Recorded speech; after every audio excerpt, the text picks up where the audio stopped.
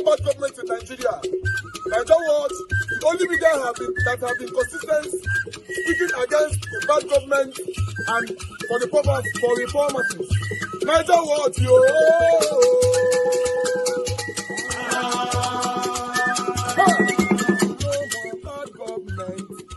No more bad government. Niger what? No more bad government. Niger what? No more bad The government. only media that have been speaking. No more bad government. The voice of the voiceless. No more bad government. No more bad government.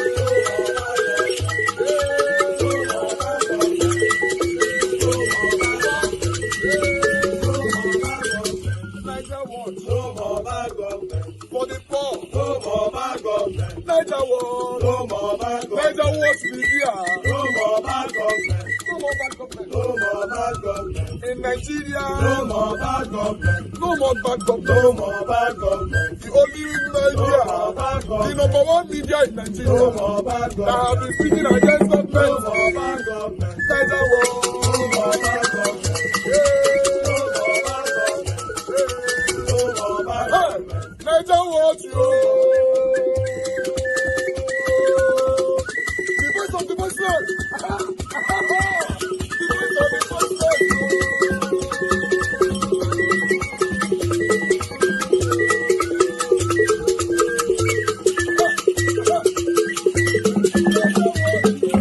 Voice for the voiceless. Voice for the voiceless. Niger what media? Voice for the voiceless. Niger what media? Voice for the The voiceless. only media that have been speaking against bad government, being consistency since 1944. Voice for the voiceless. Voice for the voiceless. Umu Voice for the voiceless. Voice for the voiceless. Voice for the voiceless. Voice for the voiceless. Voice for the voiceless. Voice for the voiceless. We have been seeing all you guys have been doing, and we recommending to everyone in Nigeria, saying that you guys are the number one. Niger what you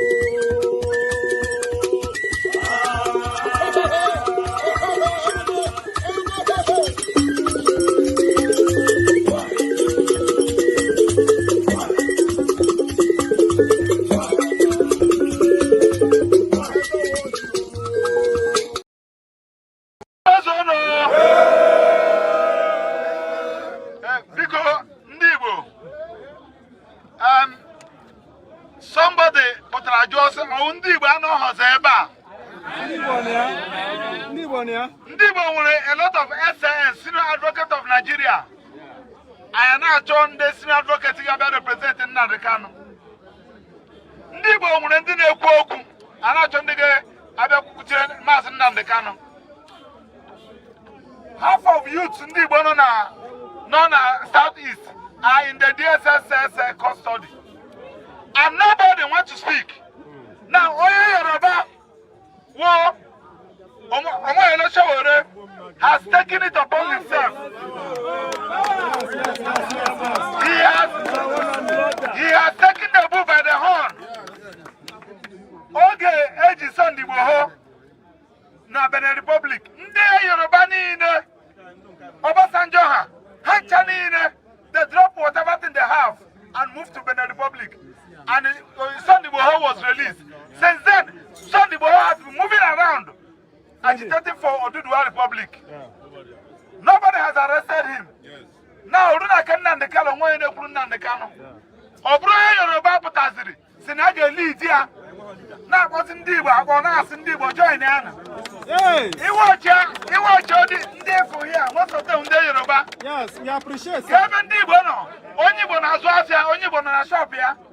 Because on Monday, there will be no market. It is on Monday, there will be no market.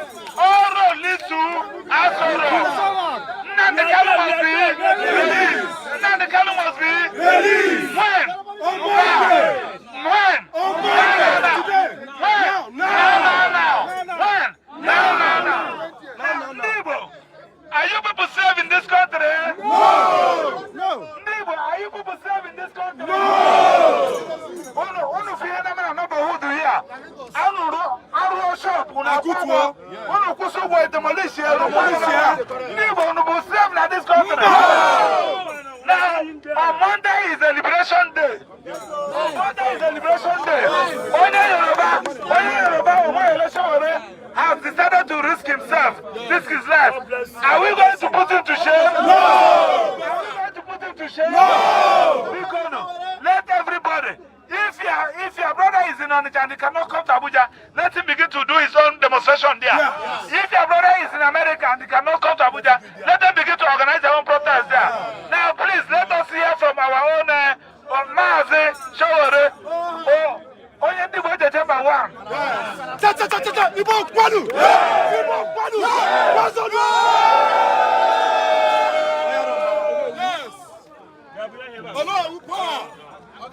Igbo kwenu! Igbo kwenu! Igbo kwenu! Kwazonu!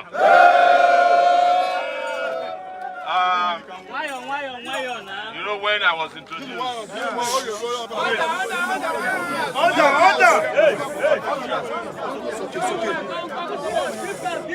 When I was introduced, yes.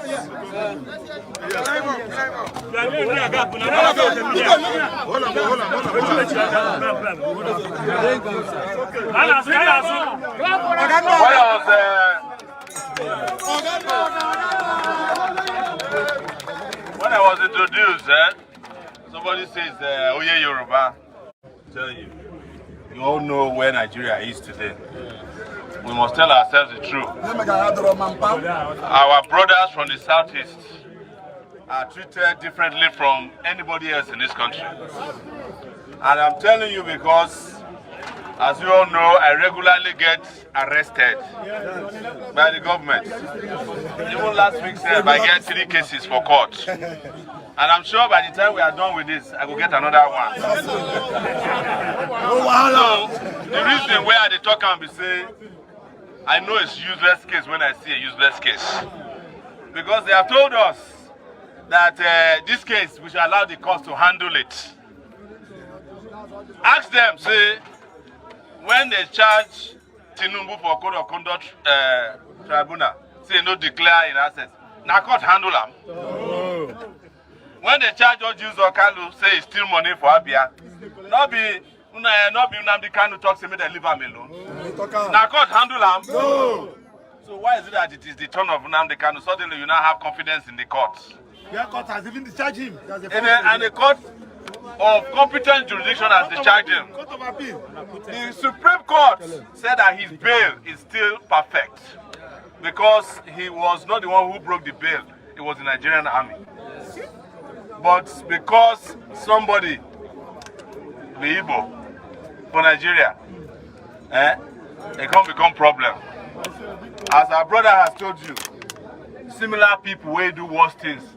Tinubu grant all of them pardon 3 days ago. Up in this country, we did one woman will kill her husband, they grant her pardon. 53 drug dealers for this country, Tinubu grant them pardon or reduce their sentences. You can understand that if you are president of Nigeria and you want to pardon people, you pardon people first from your community. We understand why the drug dealers that's got community. That's his community.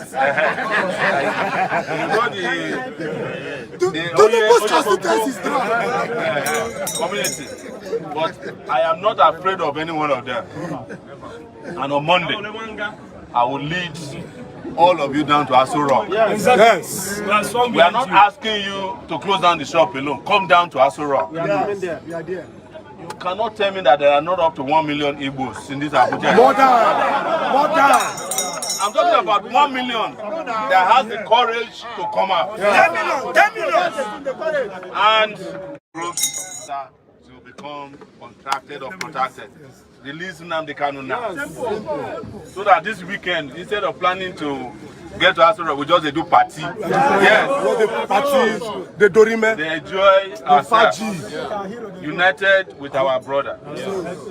And it cannot be a crime. And I want to use this moment to tell Yoruba people where they write for social media, although some of them don't be Yoruba, that yes, they use fake names. Say, if you want your own Oduduwa, why do you have a problem with Igbos who want their own Biafra? You get my point? Yes, sir.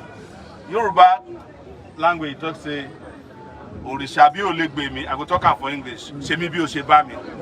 It means in English that if the gods cannot fix my problem, let them leave me the way I am. So that is what Nigeria has become for a lot of people, including me. Every time I talk like this, they don't seize my passport. They don't carry me. They don't beat me. You see all my nose, they don't break out. Break my head. Then go tire. But I don't tell them, say, now you, all of them go tire. Exactly. Now me that they beat, and then they go hospital. That's so. Nice one.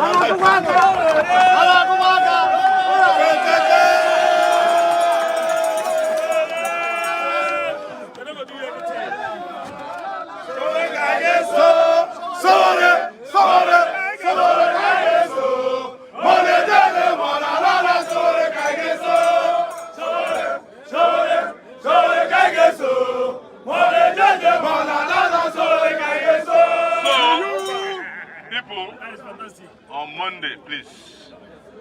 You know, my voice is not very strong anymore. This is our 7th market in 2 days. We are just coming from Babalada now, plant market there. Yes, we are coming from here to GSM now. now. We are going to GSM from here. We are going to Gudu, we are going to Apple Mechanic. Everywhere. We are going to let them organize themselves. We are going to mobilize all the mobilizables. Yes. And on Sunday, we go enter churches too. Because the gods must be wise over this matter. Greatest people of Nigeria! On Friday, we will carry the matter into mosque. That's all. Because plenty of people say they mosque. Yes. We want justice. Good ones. The God of Muslim is God of justice. The God of Christian is God of justice. Yes. I will say one last thing. Now don't hear about Jericho wall. Yeah. That wall of Jericho, when it won't fall, what did they command us to do? The wall of Jericho is what's separating us from Nnamdi Kanu now. Time is 7 a.m. 7 a.m. We are going to meet at Unity Fountain. But if they do Wuru, we change location. Everywhere in this Abuja will shut down on Monday.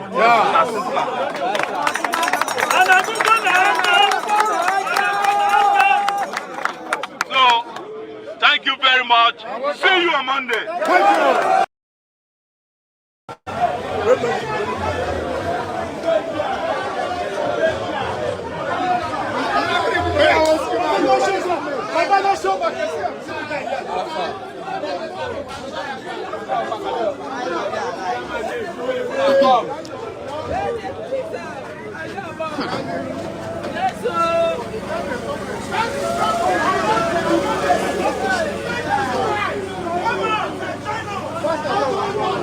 We did.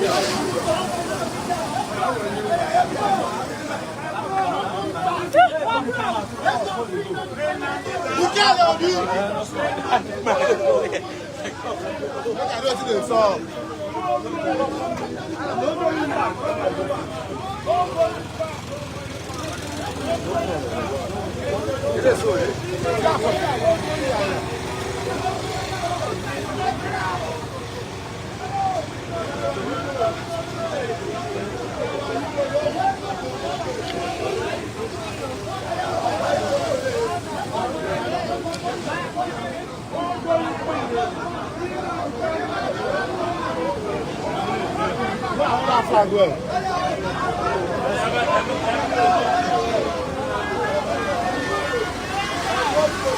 We support you now.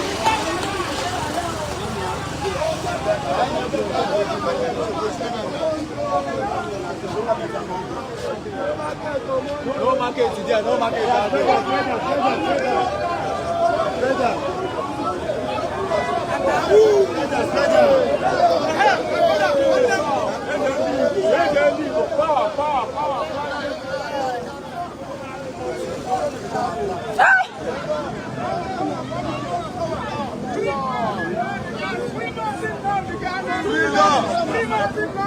Freedom! Only you get mine.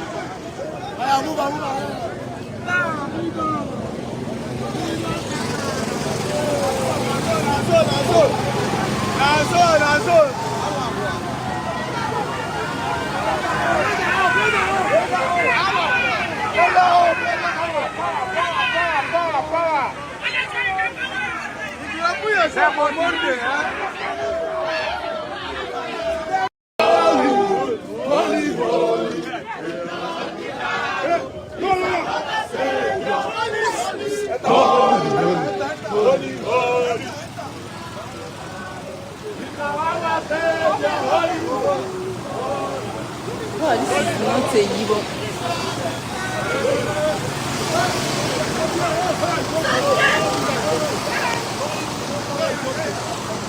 Yeah, it's okay. Up the John. Up that John.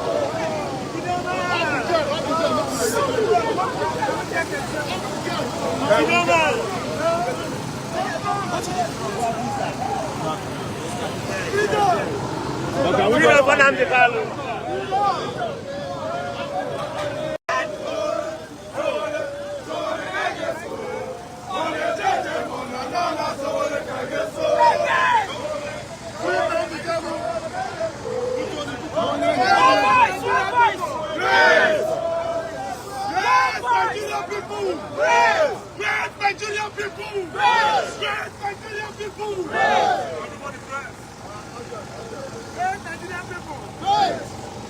Please, for the carrying the message, let me talk to my people now.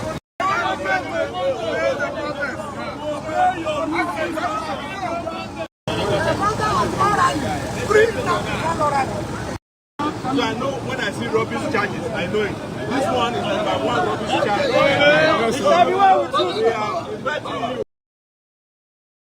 Finland the Kanu now! Finland the Kanu now! Finland the Kanu now! Holy, holy, holy! Finland the Kanu is another savior! Holy, holy, holy! Finland the Kanu is another savior! Holy, holy, holy! Finland the Kanu is another savior! Holy, holy, holy! Finland the Kanu is another savior! Holy, holy, holy! Finland the Kanu is another savior! Holy, holy, holy, holy! Finland the Kanu is another savior! Holy, holy, holy! Finland the Kanu is another savior! Holy, holy, holy! Finland the Kanu is another savior! Holy, holy, holy! Finland the Kanu is another savior! Holy, holy, holy! Finland the Kanu is another savior! Holy, great Nigerian people! Great Nigerian people! Let's give them freedom.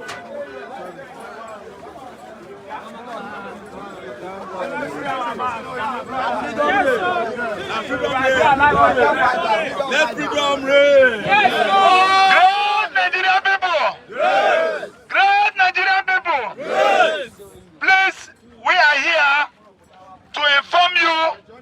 that an injustice to one is an injustice to all. If you watch what is happening in Nigeria, if you want to be free, commit crime. And if you don't want to be free, don't commit crime. The people that we have in various stations today are those that are innocent. The people that are moving freely today are those that committed crime. And it goes across board. If you go to the north, go to the west, go to the south, go to the southeast, and what have you, the people that they are interested in getting arrested are those that are fighting for their rights. Yes, sir. The real bandits, the real terrorists are having their field day with the federal government. They have discussion with them. They have dialogue with them. They do party with them. They even ask them, how much do you want us to be paying you every month? Now, those who are fighting for their rights, those who are exercising their rights given to them by the Constitution and by every other legislation, they are being detained. Now, on Monday is the day. Whether you be Hausa, whether you be Yoruba, whether you be Igbo, we want you to come out. Why we are using Nnamdi Kanu as a figurehead is because Nnamdi Kanu is the one that is prominent. As a lawyer to Nnamdi Kanu, I can tell you that if you go to DSSS, you will see a lot of them there. Some time ago, that was about 3 years ago, 4 years ago, when Nnamdi Kanu brought about 6 persons from the north that were being detained at DSSS headquarters here. And Nnamdi Kanu instructed that we should file the enforcement of fundamental rights, and we filed it, and they were all released. So we are talking about injustice. Not only for Nnamdi Kanu, for every other person. Enough is enough. Now, having said that, to our own Igbo brothers, it seems that this thing is, this injustice is the people that are feeling it the more are the people of the southeast. If you watch what is happening in the southeast today, if you want to weaken their brother, just write a petition that the person is a member of IPOB or a member of ESN. Be rest assured the person will be kidnapped in the midnight, and his answer will be collected from him, and they will discontinue any communication with the members of his family. Go to Wawa Barrack in Niger State after Kainji. You see how people are being treated like animals there. We are saying enough is enough. Our own senior comrade, our own people's leader, the persons that decided to come down to this country to fight against injustice, because almost those who are claiming to be activists, they are now eating. And they say anybody when they eat, they talk. They are observing table manners. They don't talk again. I don't want to mention names. The only one where we hope for hand now, Sowore. And we are praying that God will continue to sustain him for us. They have tried to bribe him. He refused. They continue to arrest him. As they continue to arrest him, he continues to get younger, and they continue to go older. So now he has decided to take the bull by the horn. Yes. God has blessed him. He's not looking anything from government. What he needs is a good society. So of course, he can travel to any country he likes, but he's there for me and you. On Monday is the day. Shut down your market on Monday. You're not going to die. 7 a.m. Go to Fountain Square. Let us encourage him. He has agreed to lead the protest. It's a peaceful protest. We have written to the police. We have written to DSS. We have notified them. They said we should bring a letter. We have notified them. Their own is to give us security. It is your right to protest. If the SSS come here to intimidate you, tell him he's talking Arab nonsense.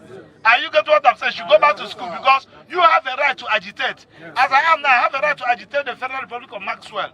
If I merit the destiny, they will give me my own country. It's there in the law. So somebody cannot say that he wants to Biafra and you go and they clap him down. You don't have that right. He's exercising his right. The right to protest is also your right. Please, I would like him to talk to you, because for the past 7 hours we have been on the road. So, and we are exhausted. So let him talk to you.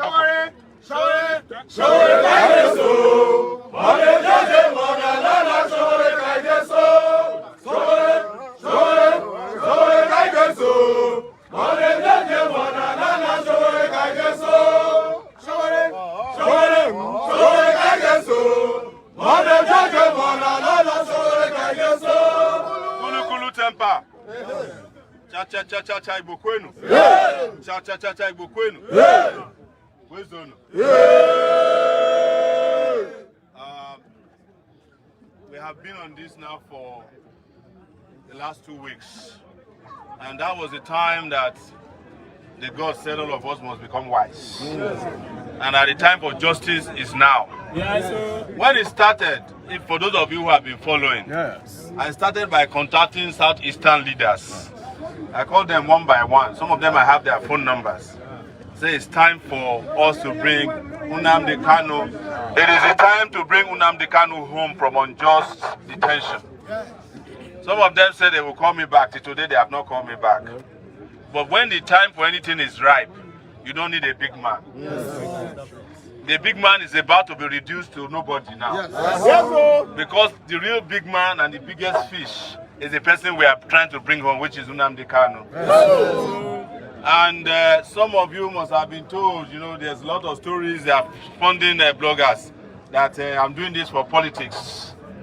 I am not looking for votes. I have said it to people, if I'm looking for votes, I'll go and look for money and give to INEC. They will give me election votes. I go win up. The person will be president now, you know, come campaign to you. You know, be president. Some will say, it's Yoruba, is trying to lead this thing. I am not Onye Yoruba, I'm Onye Justice. And as an Onye Justice, the people I hate most in my life are the people Igbos call Onye Zuzu. Yes, all these charlatans, when they give opinion now, say Nnamdi Kanu must go through the court system.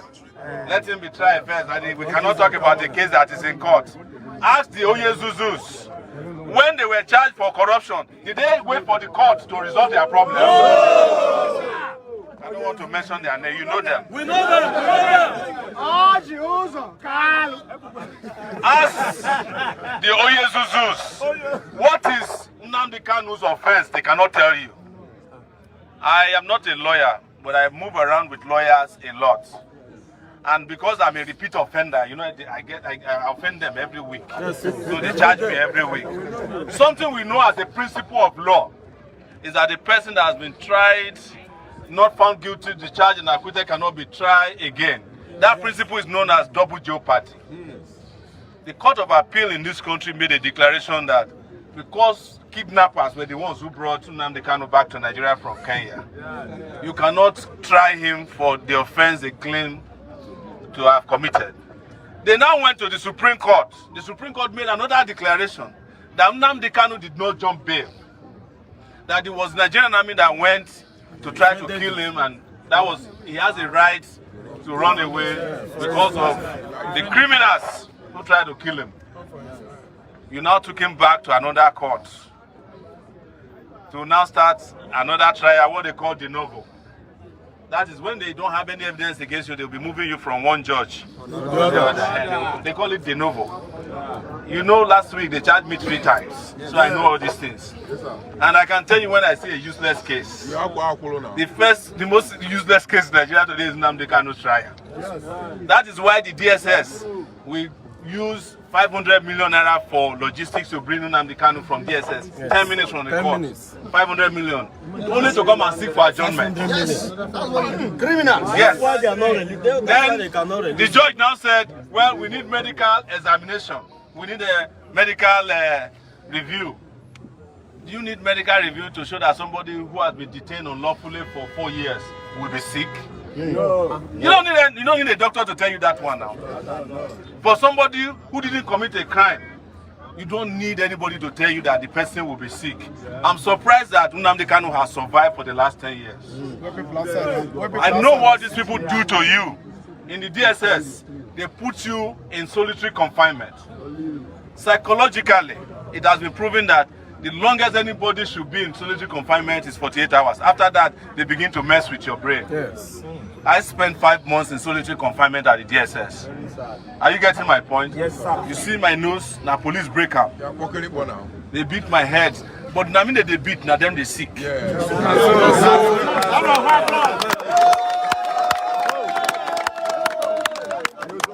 Because nobody can do bad things where they do, where the person go do well too. One done, they don't fly one, go London now. Every day everybody, not be say people not be sick, but some sickness different from sickness. Some sickness now which you take your hand carry, now you bring the sickness. Some sickness now to chop too much. Some sickness come from drinking too much alcohol, like the one in Abuja. We go mention my name the other day, he never recover. Some sickness then comes from stealing other people's lands. Some sickness comes from demolishing people's shop where they take job. You can never be well if you do evil against your fellow human beings for so long as they are doing it. You don't need to go to church to know that. You don't need to go to mosque to know that. That one is a principle of natural justice. So we are here to invite you on Monday. And my question that I've been asking, because this is our 8th market since yesterday, I have been asking everybody that we met that, are you saying there are no up to 1 million people in this Abuja? Are you saying there are no up to 1 million people in this Abuja that can step out for a just cause? And if we are 1 million, you know all the security agencies in Nigeria that are not up to 1 million? Yes. The Nigeria police is 350,000. That is the number that they are paying salary. The real ones who still there alive now around 210,000. But you know, say police get the highest number of ghost workers for this country. The Nigerian Army is about 150,000. DSS is 10,000. Nigerian Navy is 15,000. If you add MC Oluomo and all their people, maybe it's 500,000. We are 1 million. If 1 million people they go, nobody feel wait. And that is why I came here to address you today. It has nothing to do with tribe. It has nothing to do with ethnicity. It has nothing to do with religion. I have said it and I will keep saying it. The only religion that I know is justice. The only ethnicity I belong to is the ethnicity of justice. The only thing that I tell people sometimes, where I don't know why there's something in my body where make me to say I be Igbo person, because anytime I hear Ogene music I lose my mind. Yes. So, but on a serious note, please let's meet on Monday and march on Aso Rock. We are converging at 7 a.m. in the morning. Unity Fountain. But if they play any game there, we'll go pass through another place.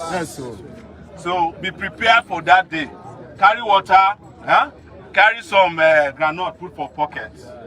Carry your friend with you. If you no get friends, carry your enemy. Drag them, say for the first time, let's go and do justice in this country. Bring everybody with you and let's make this happen. It's going to be a peaceful protest. And we have informed them that it's going to be peaceful. And we have heard that they are planning counter protests as well. But I tell you, it's psychological engineering. Because if the real people are moving, all those ones, all the Oyezuzus, we won't do that. When they say, now them go even come join us. And that day, now them go come sweep the floor after we finish the matter. But the most important thing is that we are bringing Nnamdi Kanu home on Monday. But one last thing I want to say is that they can make it happen before Monday. So that this weekend we go just do party. That's it. But if they don't, if common sense no day, by Monday, we will reset them for them on the streets of Abuja. And if you have anybody who is coming, because a lot of people want to come, please give them accommodation. Support them with food. Be careful for people who say they want to come. They say make you send money. Because there are some of them who are on Twitter. They want to go to Abuja for send me money. Don't send money to anybody, except if they're your family member. But be kind to anybody that you can. Please let this message spread. Don't already go viral. You know what I was saying, that there's natural justice. Right? Do you know what happened when we came here? Do you remember? The heavens opened and they wet the floor. That is the reign of freedom. Have a nice day.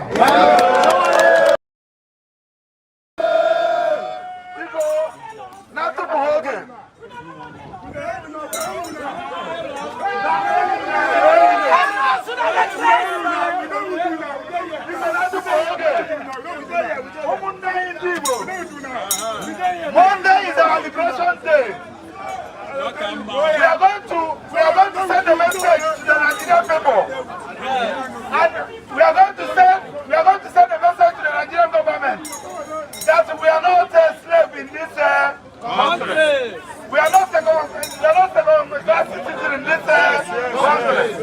We are going to start.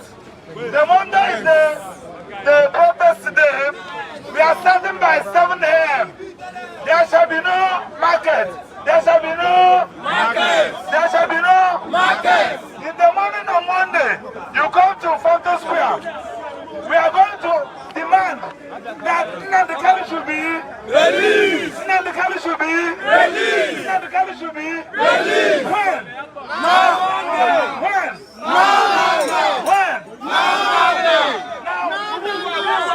Now, Dr. Nnamdi Kanu, there are some of you are in Abuja here now, so and one would name them now DSSS. Each and every go, they are there. I can tell you, I'm his lawyer, I know what I'm talking about. And one name them from Southeast, Uganda, Wawa, Barak, each and every go, they are still alive.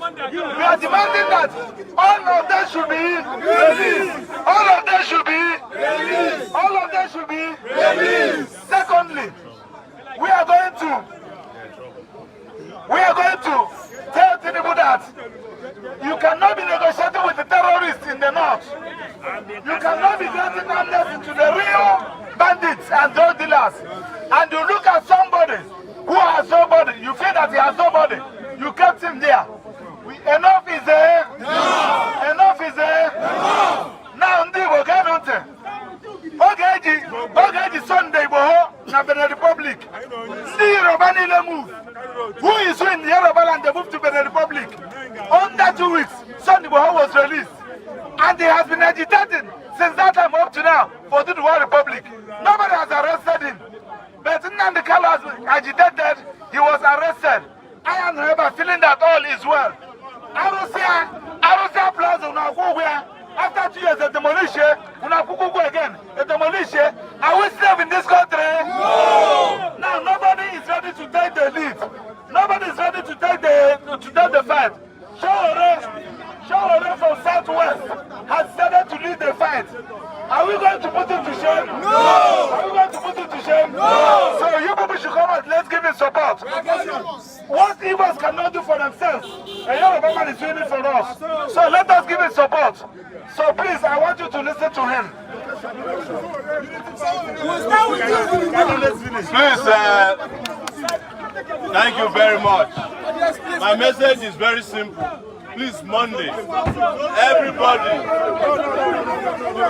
please, no violence is encouraged.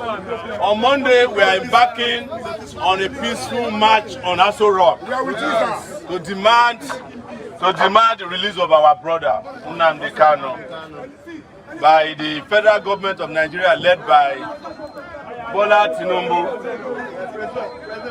And as we are all aware, there is a lot of interest, even in the southeast, in Igbo land, who are happy that Nnamdi Kanu is detained. We know you know all of them. And they are telling us that Nnamdi Kanu must undergo trial in the federal high court so that they will jail him. But the most foolish man, we talk him, or Jews or Kanu, did he allow the federal high court to conclude his trial for corruption?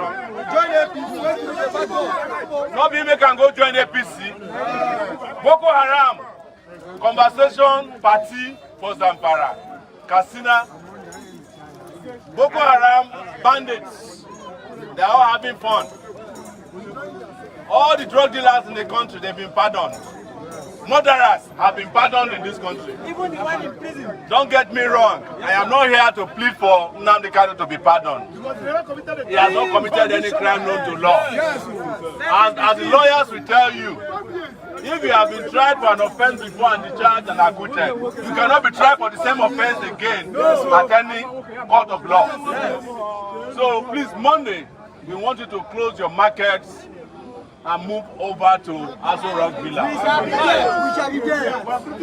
We have had our lawyers written to the police, written to the DSS, and we know that after we leave this place, now DSS will come and harass you.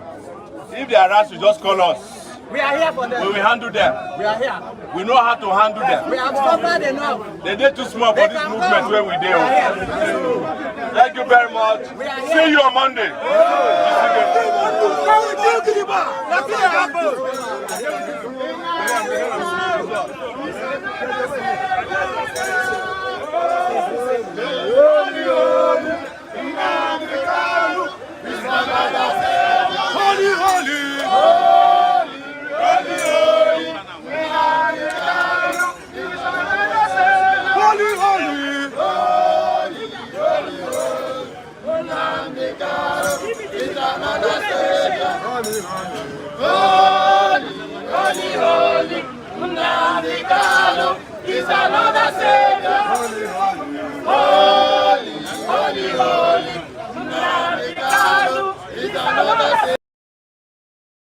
Who did this to Ojo Zokalo? Ojo Zokalo onye mere gi ihe a? Every sensible person, every reasonable person has been calling for the release of Mazi Nnamdi Kanu. Ojo Zokalo say he doesn't want to speak on that matter, and this is the reason. Come and hear the reason why Ojo Zokalo don't want to talk about the release of Mazi Nnamdi Kanu. The way where he take dodge this matter, he dodge Akambo. Something is mentally wrong with Ojo Zokalo. Must be kept in a psychiatric hospital because this is not normal again. Confident that should Nnamdi Kanu be released, security in the southeast will be positively affected. Well, let me say this. Nnamdi Kanu is before a court of competent jurisdiction, and it would be very, very unfair for me to be talking about the release of Nnamdi Kanu, which is before Justice Omotosha, discussing anything about that honorable court. And I urge Nigerians to learn how to respect the courts, and I want to leave that about respecting the courts for now. Ojo Zokalo, Suso Chiono, come on, shut up your dirty mouth and get us from that studio. You are a coward, Ofeke. Look at an elder. Look at it. Tomorrow you will tell me that these are one of the leaders of Southeast. Look at him speaking. He does not want to talk about Nnamdi Kanu release. He's leaving it for the honorable court. And he's urging you Nigerians not to talk about Nnamdi Kanu's release because he did for court. Anything we concern court, they put him out. Now the elder will not say my respect. Tomorrow I'll be hearing that they insult on our elders. So this idiot, this stupid, foolish Ojo Zokalo, now person will go also the respect. Now they grace. Now this bastard do not say my the respect. Upon one name. To talk about the release of his brother, he said, "Me wanna leave and come for court. Court where they don't sit down for more than 4 years. Court where they don't stay for over 4 years, without any positive outcome, no positive impact, nothing. Every day they are joining the court. Come today, come tomorrow. Now this still the court where this idiot want to me will rely on. You see why we always insult our imbecilic elders? Have you seen why I can't respect anything like I can't respect somebody like Ojo Zokalo? Are you not seeing the face of a coward? Una not see the way he face today? This man, they watch with him 2 eyes. They hear Sheikh Gumi telling you on national TV that the government should go inside the bush and negotiate with terrorists, with Boko Haram terrorists. That is the only way terrorizing Nigeria can easily stop. Sheikh Gumi, they come for Arise TV. They come for Channels TV. I have watched them on countless occasions. Coming on Channels TV to say that the only solution to banditry and terrorism in the northern part of Nigeria, if not Nigeria generally, is for the government of Nigeria to go into the bushes and start negotiating. Using non-kinetic approach to stop all this buying of people every day. Now, waiting Sheikh, they talk, they know they arrest them. Now, Ojo Zokalo, inside for the same lineup, Ojo Zokalo has his own brother, who the government is putting terrorism on top of his head when the man has nothing to do with terrorists. But they are saying that he has been proscribed. He is a terrorist without gun, without Egbe, without nothing. Now, Ojo Zokalo is now telling us, because the matter is in the court, he is not disposed to speak on the matter that concerns Nnamdi Kanu because it is in the court. Have you seen why Nnamdi Kanu's release is difficult? Now, one of our elders be this. This is one of the leaders of Southeast. Tell me how Southeast can be progressive with people like Ojos Okalo. When I say that we are leadership starved, you people don't understand the level of this decay. If Ojos Okalo can be this stupid, this hopeless imbecile, this imbecilic Ojos Okalo, sitting down in the studio, telling the journalist or the interviewer, whoever he is, that he is not going to speak on matters that concerns court. But Sheikh Gumi go talk about matter wey concern terrorists for TV. Tell me how the release of Nnamdi Kanu will come swiftly with somebody like Ojos Okalo that doesn't want to discuss the matter. Tell me how Nnamdi Kanu can get freedom when Ojos Okalo is to his level of cowardice. He's too coward, like he's a coward. What do I say? He's so scared. There are some people holding his brokers. There are some people holding him, whether they hold his nude picture. It be like say he don't have to blue film. It be like say he's nakedness today for their phone. He is so scared that he wouldn't talk about Nnamdi Kanu release. If he talk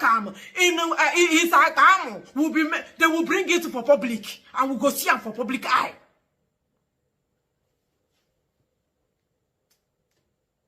And you say I should respect this idiot? You dey tell me I respect Ojos Okalo. You be like say you dey craze. You be like say you dey Igbo. If I look at Ojos Okalo, Agamabu ya so. He's an idiot. He's one of those elders are not pure tari. Ojos Okalo, if you don't know, I want you to know it today. Ojos Okalo na those elders who would they flog for Igbo land. I not pay for tali. These are the people that made my region what it is today. And you say I should see this type of a person and call him an elder. No. Now this type of people will be banished forever from our land. I can't have an elder. This is an Igbo elder. If you see an Hausa man, an Hausa elite or elder, speaking of Boko Haram and their terrorists with so much audacity, you know they fear anybody, you don't care who you be. He stand and tell you that you must negotiate with the terrorists because Boko Haram are freedom fighters from the north. And they say it with so much courage and with no fear of anybody. You go see Yoruba, one of their elders. You go see the way where they go do their own stuff for their bigotry and tribalism. Castigating other regions and even insulting people from my own side. And they know they fear the consequences. But you see an Igbo elder coming for TV to speak, you go to fear. He got the fear. This is not how our ancestors, this is not how they train us. They got the fear. And you tell me that this one is Igbo man. No, there is nothing like Igbo man in this idiot blood. Now, why would they always insult them? That is why you see us. They say, would they use the leg kick them? Now Ojos Okalo like how they use the leg kick. For money, I got made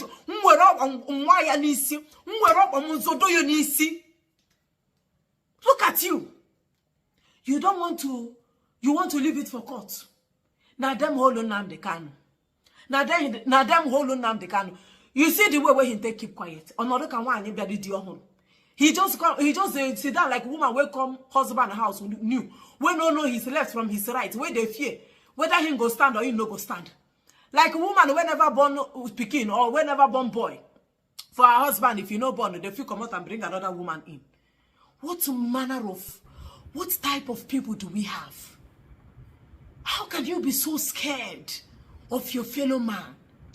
All right, Lisa, thank you. Thank you, my dear sister, for saying it how it is. If not me, the Edo man, I talk like that just now, they'll say, oh, mind your business. You don't know how it happens. You don't know what is going on. So I'm very happy that Lisa is calling satanic Sowore Kalu out.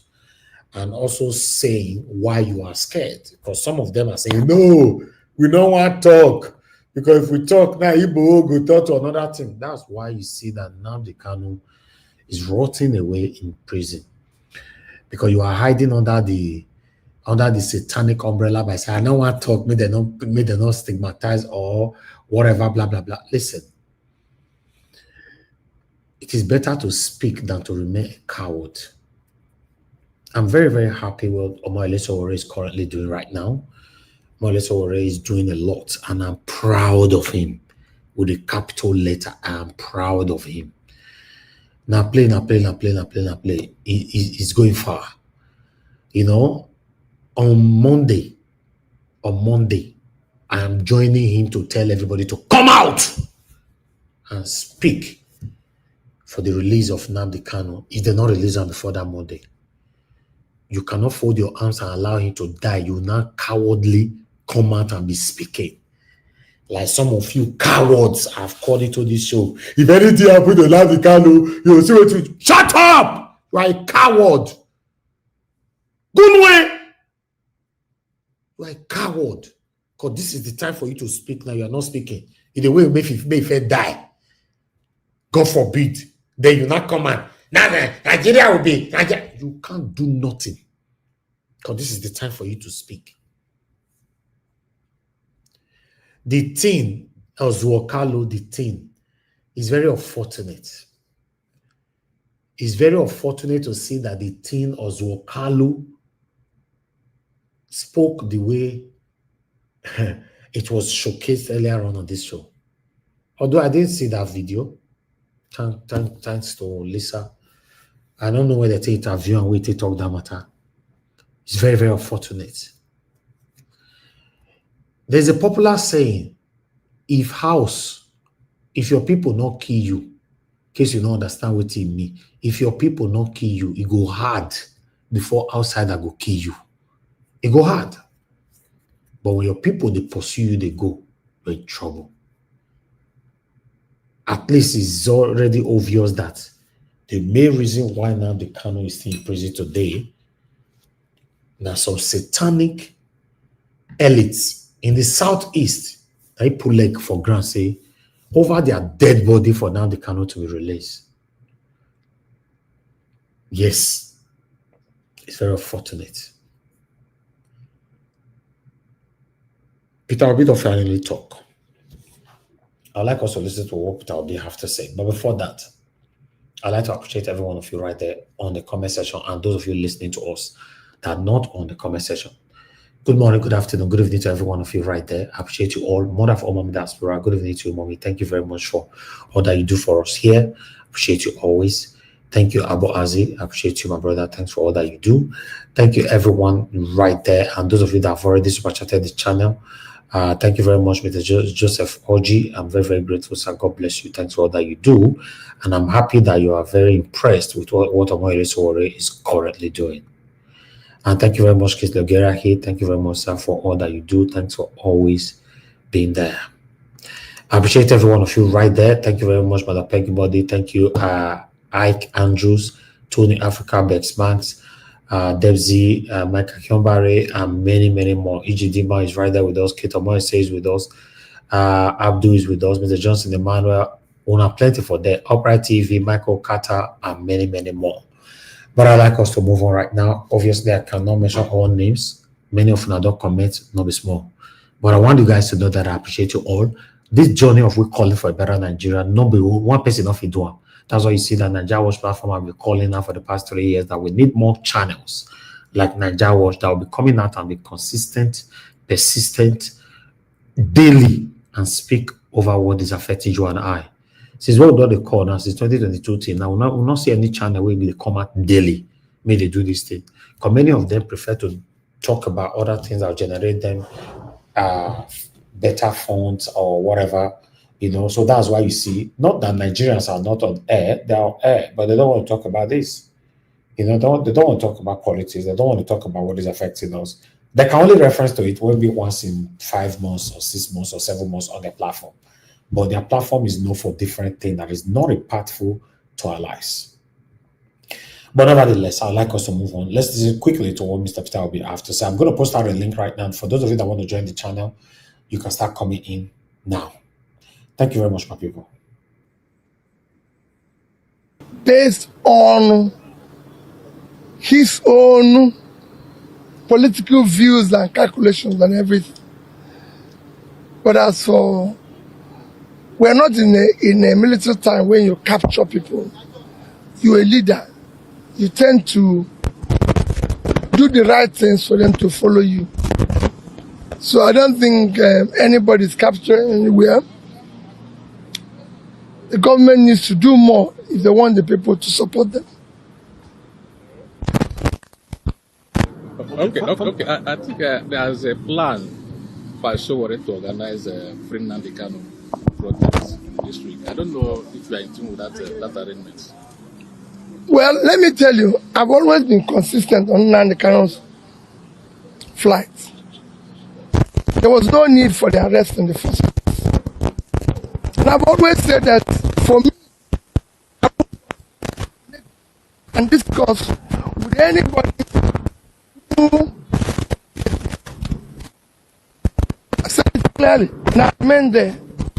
And I thank those who actually trying to do with what I'm saying for a long time. Go and check what I've said. Now, don't ever hear say BBC, Sky, CNN, the interview person. This year noise where they inside channels so go they inside. Not ever hear. I tell you, say nothing is working in Nigeria. This one not be government now. This one is the biggest channel in Nigeria. Channels television. Now they hear buru. They cannot even hear the voice. What a shame.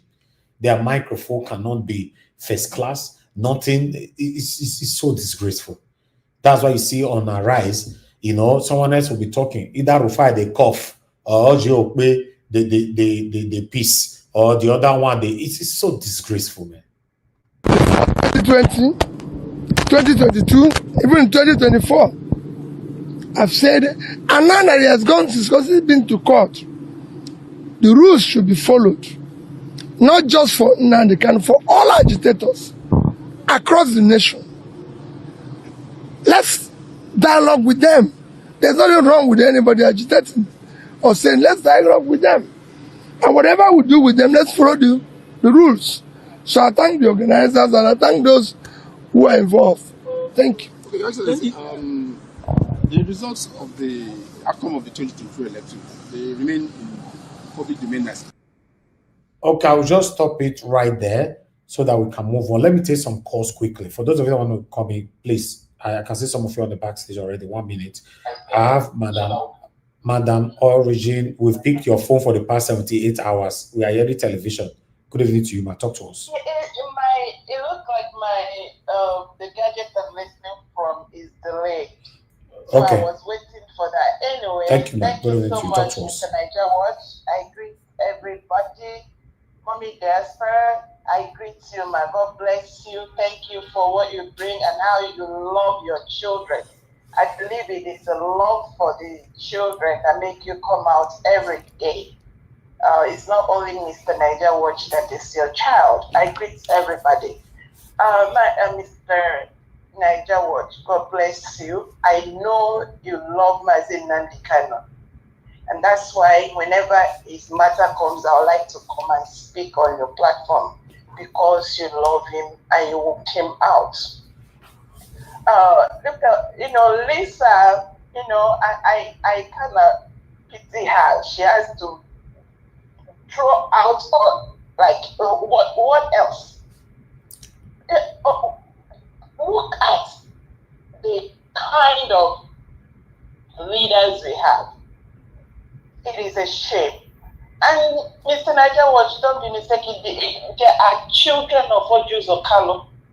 The ones we call Ifulefus.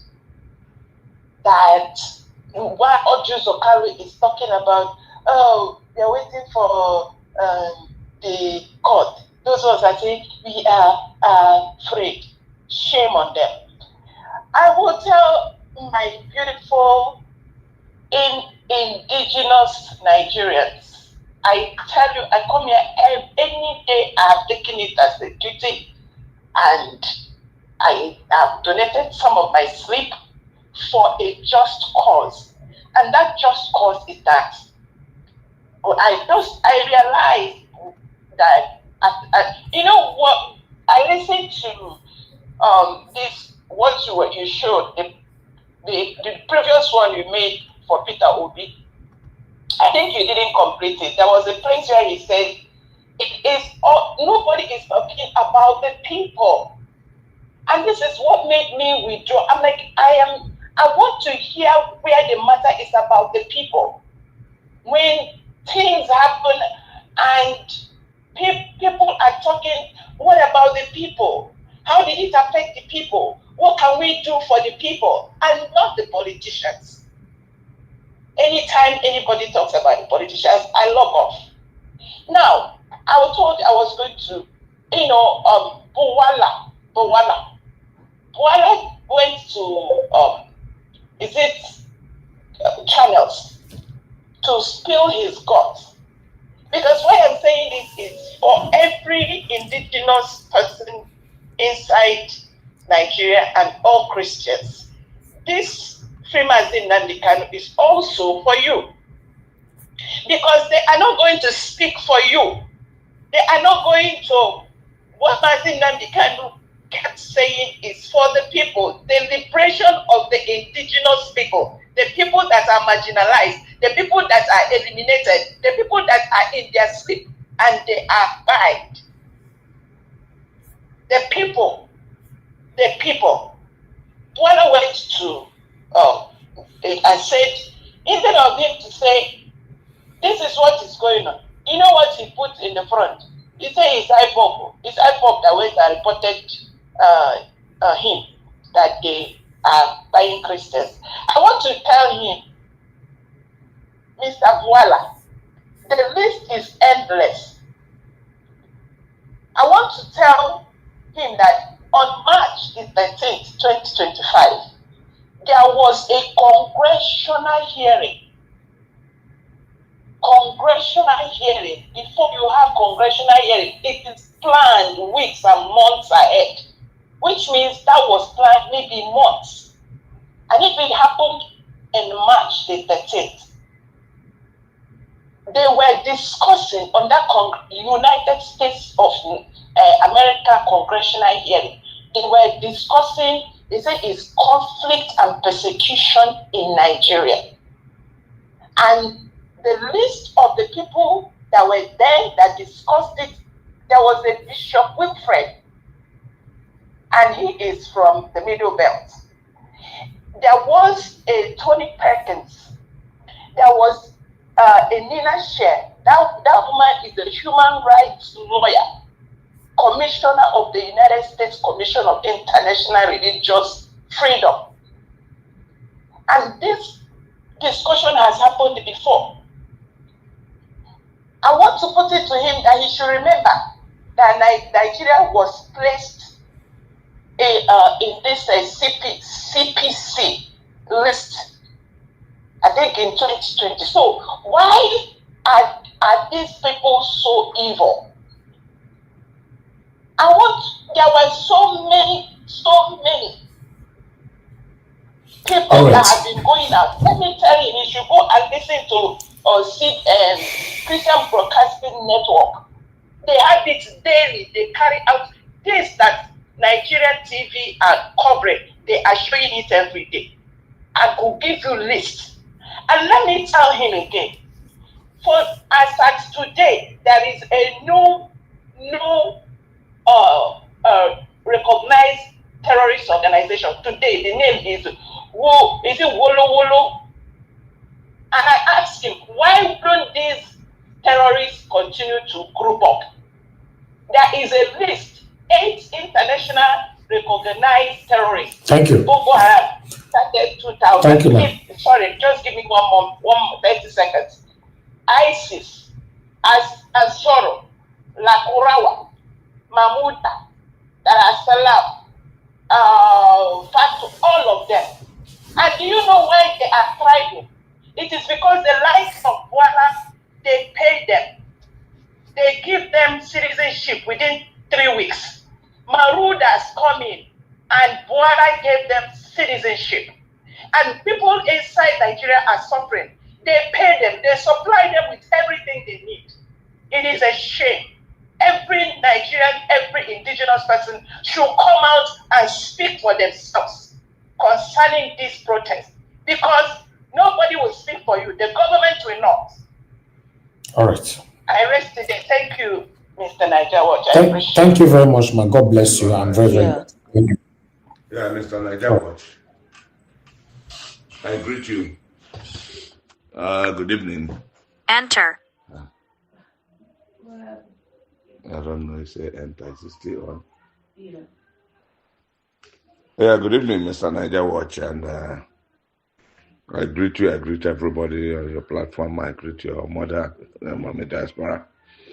Well, I cannot but still add my voice.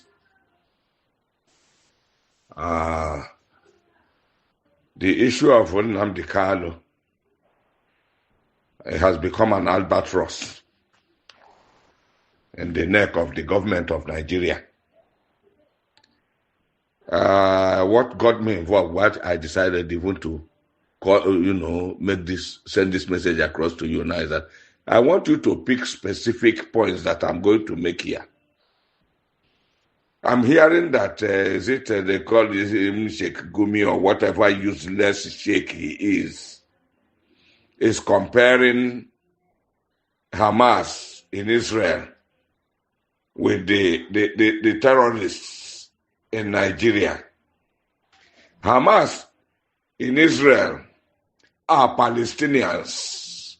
They are indigenous of Palestine that decided to form a militia group to challenge Israel. That is Hamas. The terrorists we have in Nigeria, yes, they are Fulanis, but they are not Nigerian Fulanis. The Fulanis that are Nigeria are not part of this. It is just a few of them who are into politics, most especially spearheaded by late Muhammadu Buhari,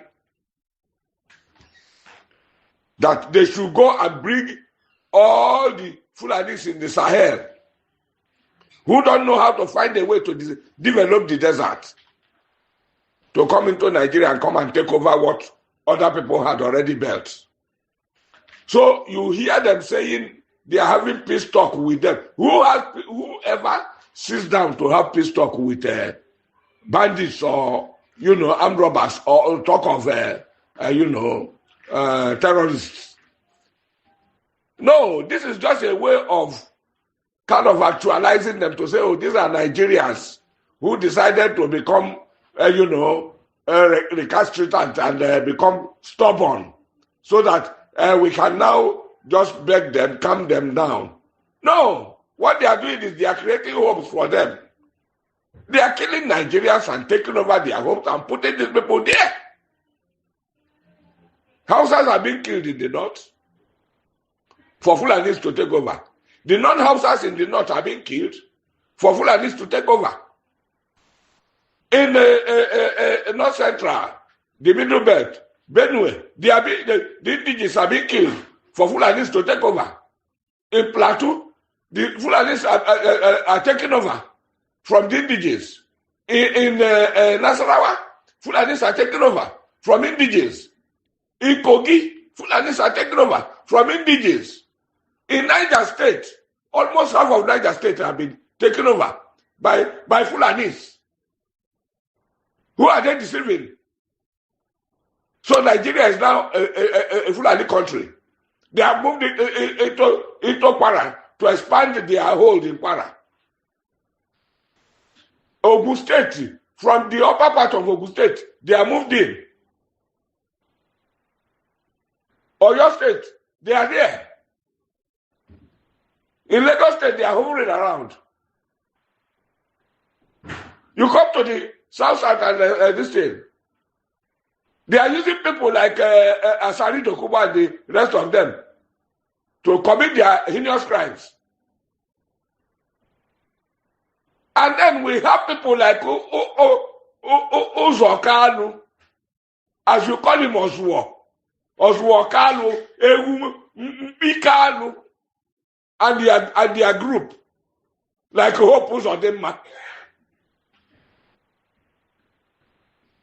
They want Nnamdi Kanu dead. He's a threat to their political ambition. They want him dead because he is a threat to their political ambition. Sowore, if I have ever before been not supporting Sowore as I'm supposed to, with this similar act he's carrying out, I am 100% behind him. Sowore said something. He said they want Nnamdi Kanu dead there, or they condemn him so that he can come and beg. But our protest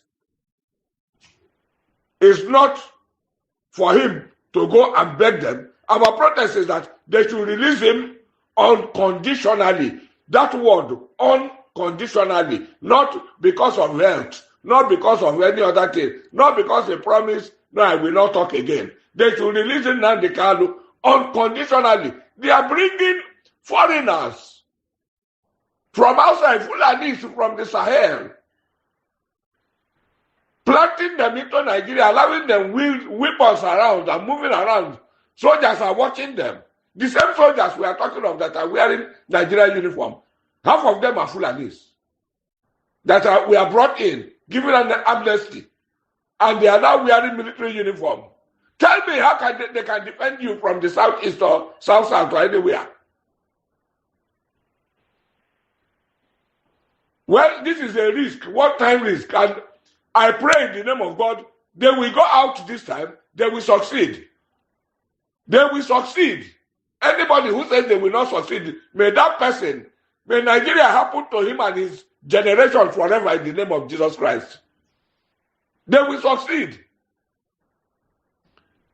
How are they saying that? What Sowore is saying is whether you call him Darlington or whatever, let him go and listen to Sowore very well. I shut his fucking mouth up. Let him shut up. Sometimes when they talk reasonably, we can agree with them. Not when you listen to reality, you start talking rubbish. If this protest goes on the way Sowore is planning it, the only thing I'm saying is, when he say Obi, and people are getting angry because some people say, don't call Obi in. Hey, Mr. Niger Watch, Obi is the target of this government. If Obi comes out there with this crowd, what's his name? Soludo comes out there. Somebody like Alex Oti comes out there. I am telling you, the government can simply tell one soldier, go out there, identify this person, make sure you kill him, make sure you kill this one. Obi and Oti will not be spared. Are you hearing me? So it is not that anybody, I don't even, when they say Obi should not, Obi has his way. Obi has his way of also going out and doing what he's doing. It's really unfortunate we don't seem to see it. Obi is an endangered species now. If he comes into a public light, joining in such a group, they will kill him. I'm saying, put me. They will, because if they were to be away between now and 2027, they don't have any contest with anybody. That is what I want you to look at and see. Those who are saying that people are saying it because Sowore hate Obi, that is rubbish. What I want them to look at is, and including Sowore to see that, yes, if Obi comes out there, he will be number one target. Number one target. Number one target. I say it 3 times. Let Obi follow his own thing, his own way. Whatever he is doing to support, let him support. If the other people have to come out, let them come out. Obi is the target of this government, for God's sake. If Obi shows up there, the leadership we are looking for from him will not be actualized because he will be wasted away.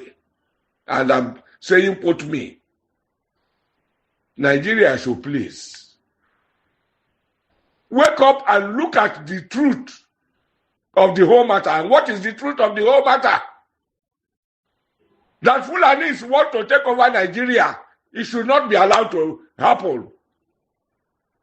All these things they say peace talk. They are no rubbish peace talk. What they are doing is they are using it to actualize them, make them look as if they are indigenes who are disgruntled, that are being settled to settle down. No, these are foreigners that are brought in, who have succeeded in killing Nigerians.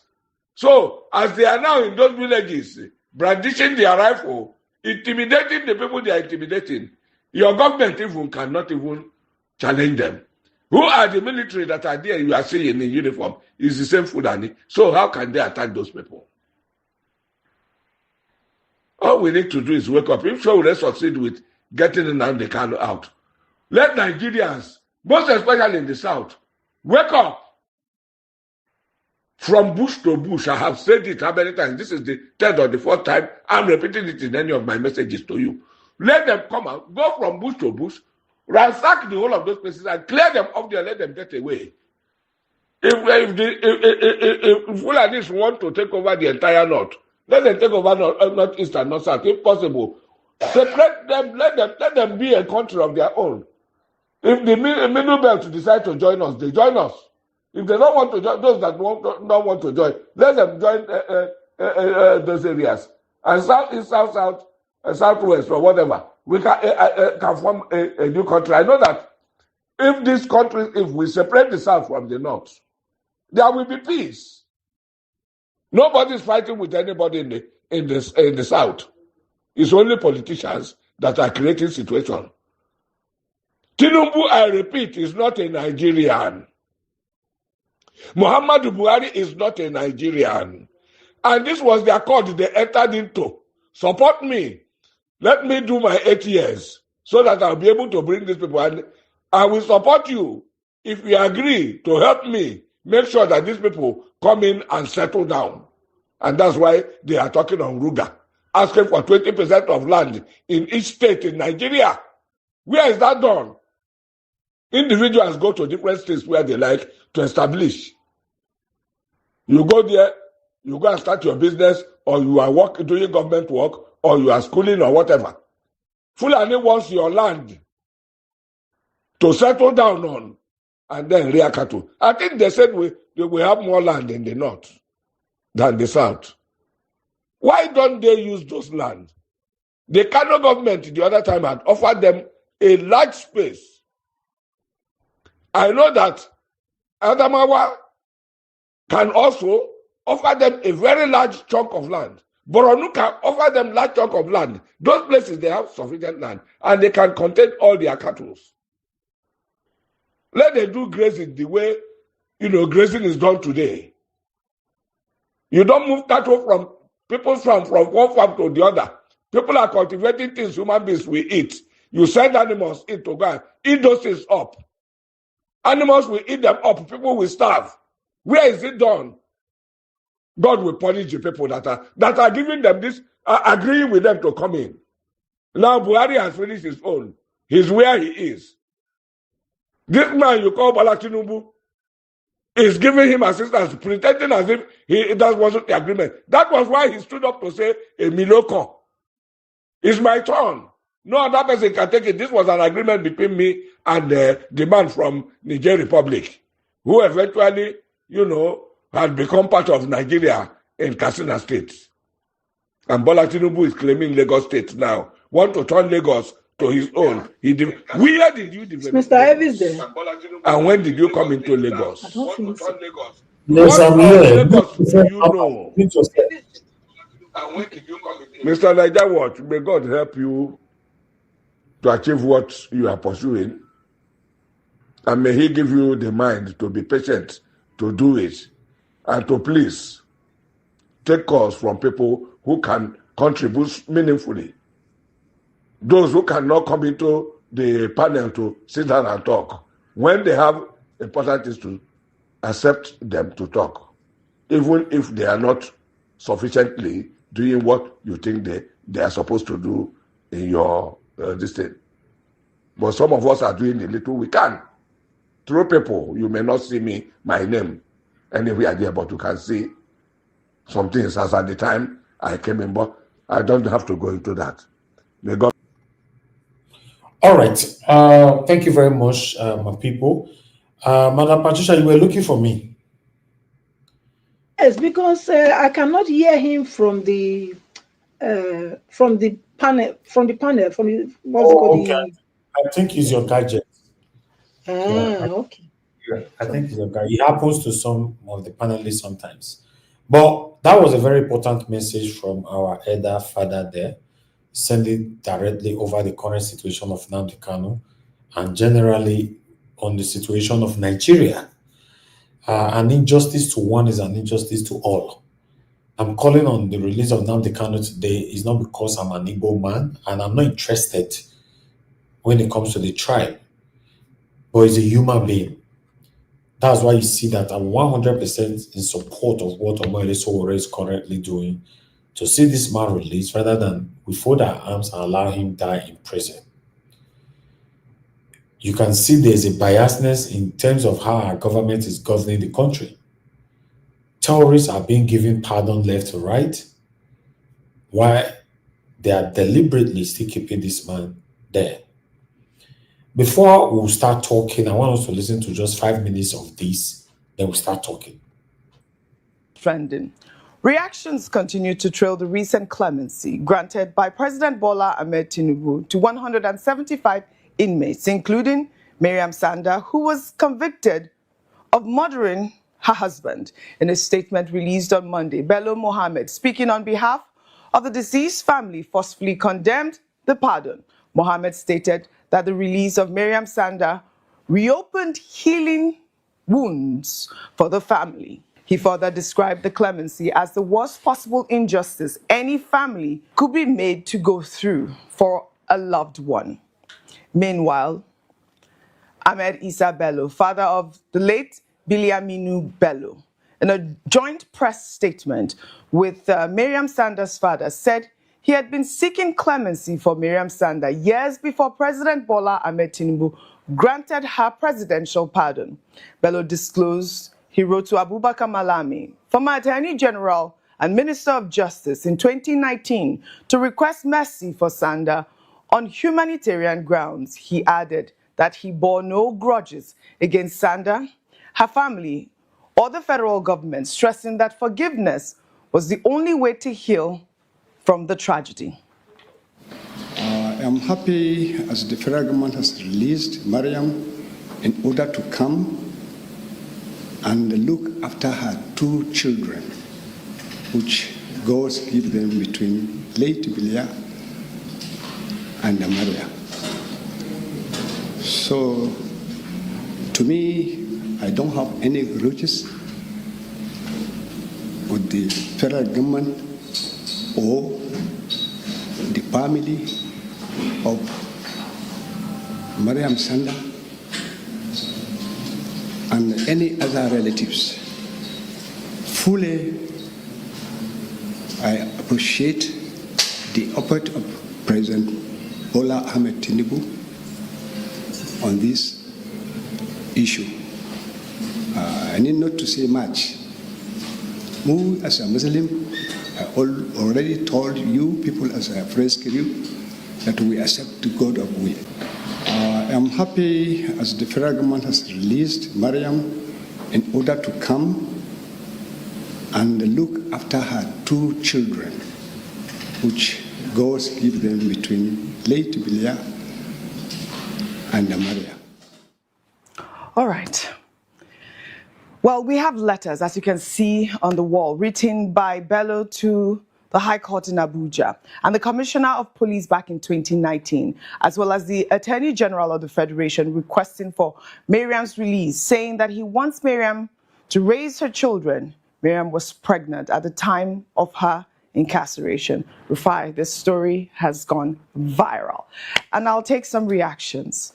This is from Abib, who wrote, "Justice and mercy must always walk hand in hand. If she's truly reformed and her children can now have their mother back, then let's hope this second chance brings healing and not controversy." Another ex-user wrote, "The justice system in Nigeria isn't fair. To be honest, I'm not even surprised a country that grants amnesty to terrorists can also pardon a convicted killer. The family of Bilyaminu Bello has every right to call this the worst injustice ever. And I'll take some more reactions. And, Atiku Abubakar had posted this with his tweet. He wrote, presidential pardon, offense committed October 2025. 1. Drugs at 29.2%. 2. Unlawful mining at 24.0%. Homicide, 13.5%. 4. Fraud, corruption at 12.3%. 5. Hijacking at 5.8%. Firearms at 2.3%. Robbery, theft at 2.3%. 8. Kidnapping at 1.8%. Human trafficking at 1.8%. Others at 5.8%.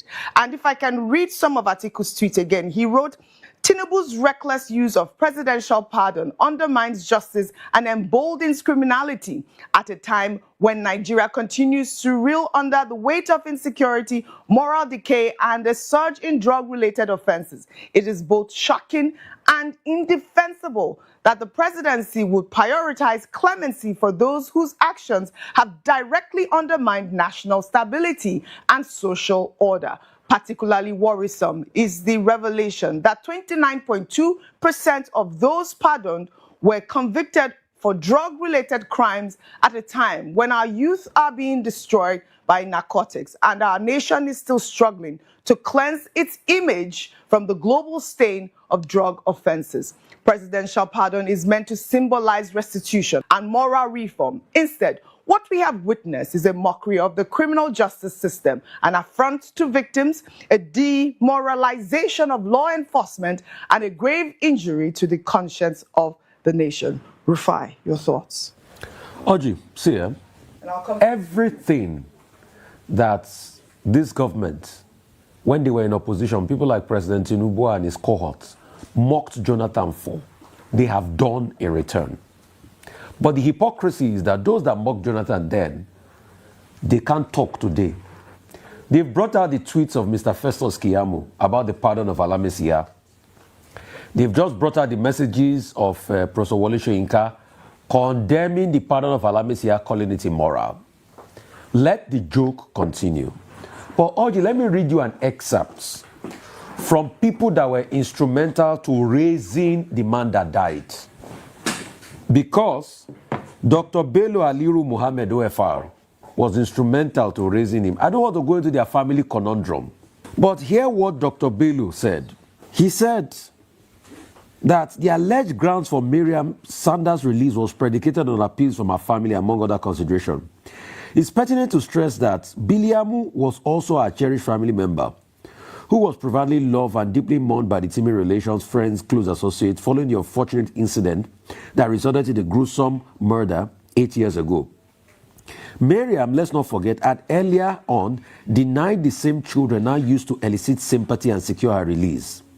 The opportunity to know what a father's love and care means. All I just want to ask is, for those that are now coming out, granting press conference, because you can see that a pardon now has now become a political issue.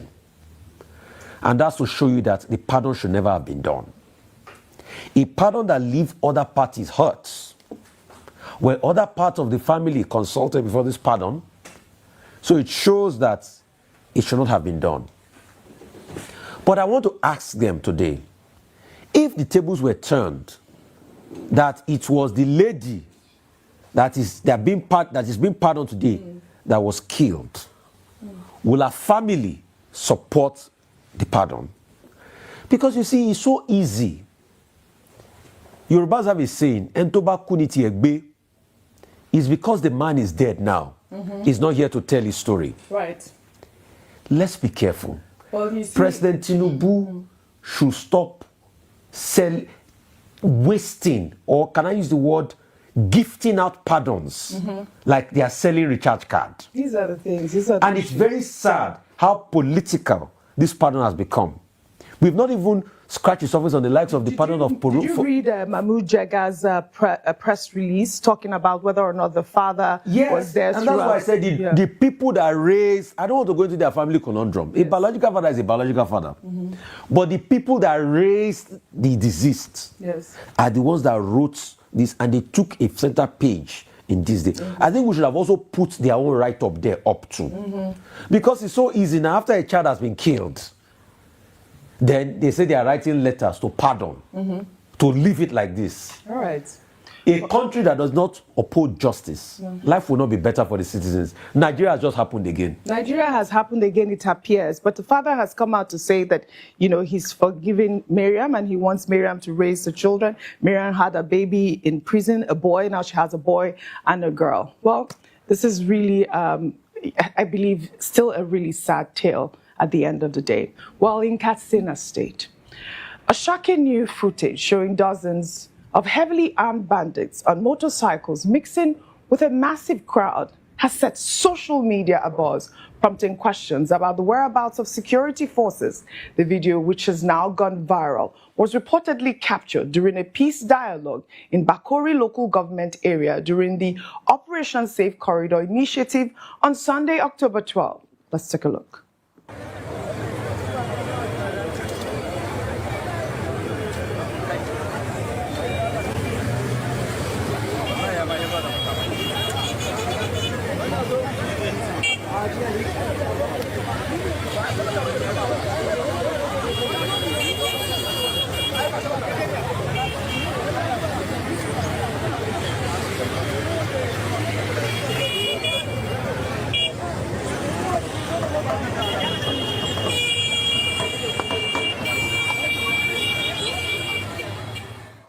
This is quite shocking, Benga. I'll read some tweets before I come to you.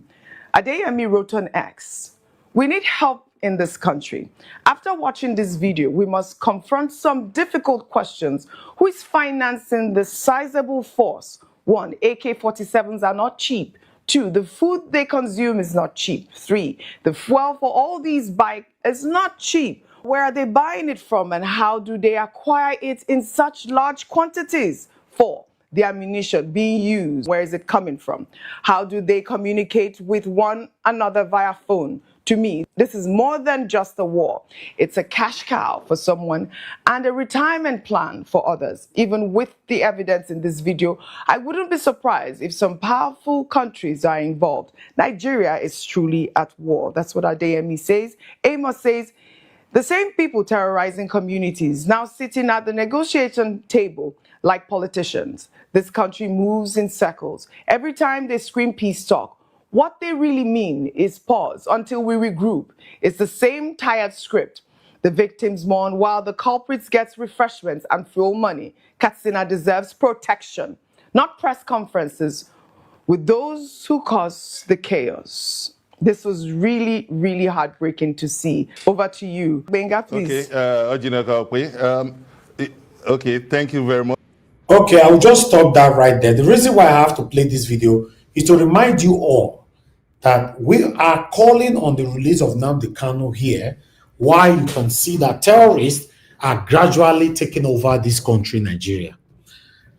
Some of you who deliberately paid deaf ear to this, or some of you think, oh, you are ethnic bigot and you want to protect your own ethnicity, don't worry. Don't just worry. The whole situation will affect the nation. Have that in mind. It doesn't matter if you live abroad, you have family members at home. You can see now, terrorists for the first time, they are all being proud. They are united. They are showing their face. In the past, they do put on masks. Not anymore now. We're in big trouble. Yes, a big trouble in this country, Nigeria. I'd like us to start talking. Good morning, good afternoon, good evening to every one of you. Guys, press on the like button, help us to share. Let me call on the first person on the panel today, which is Black Panther. Then come to Madam Patricia.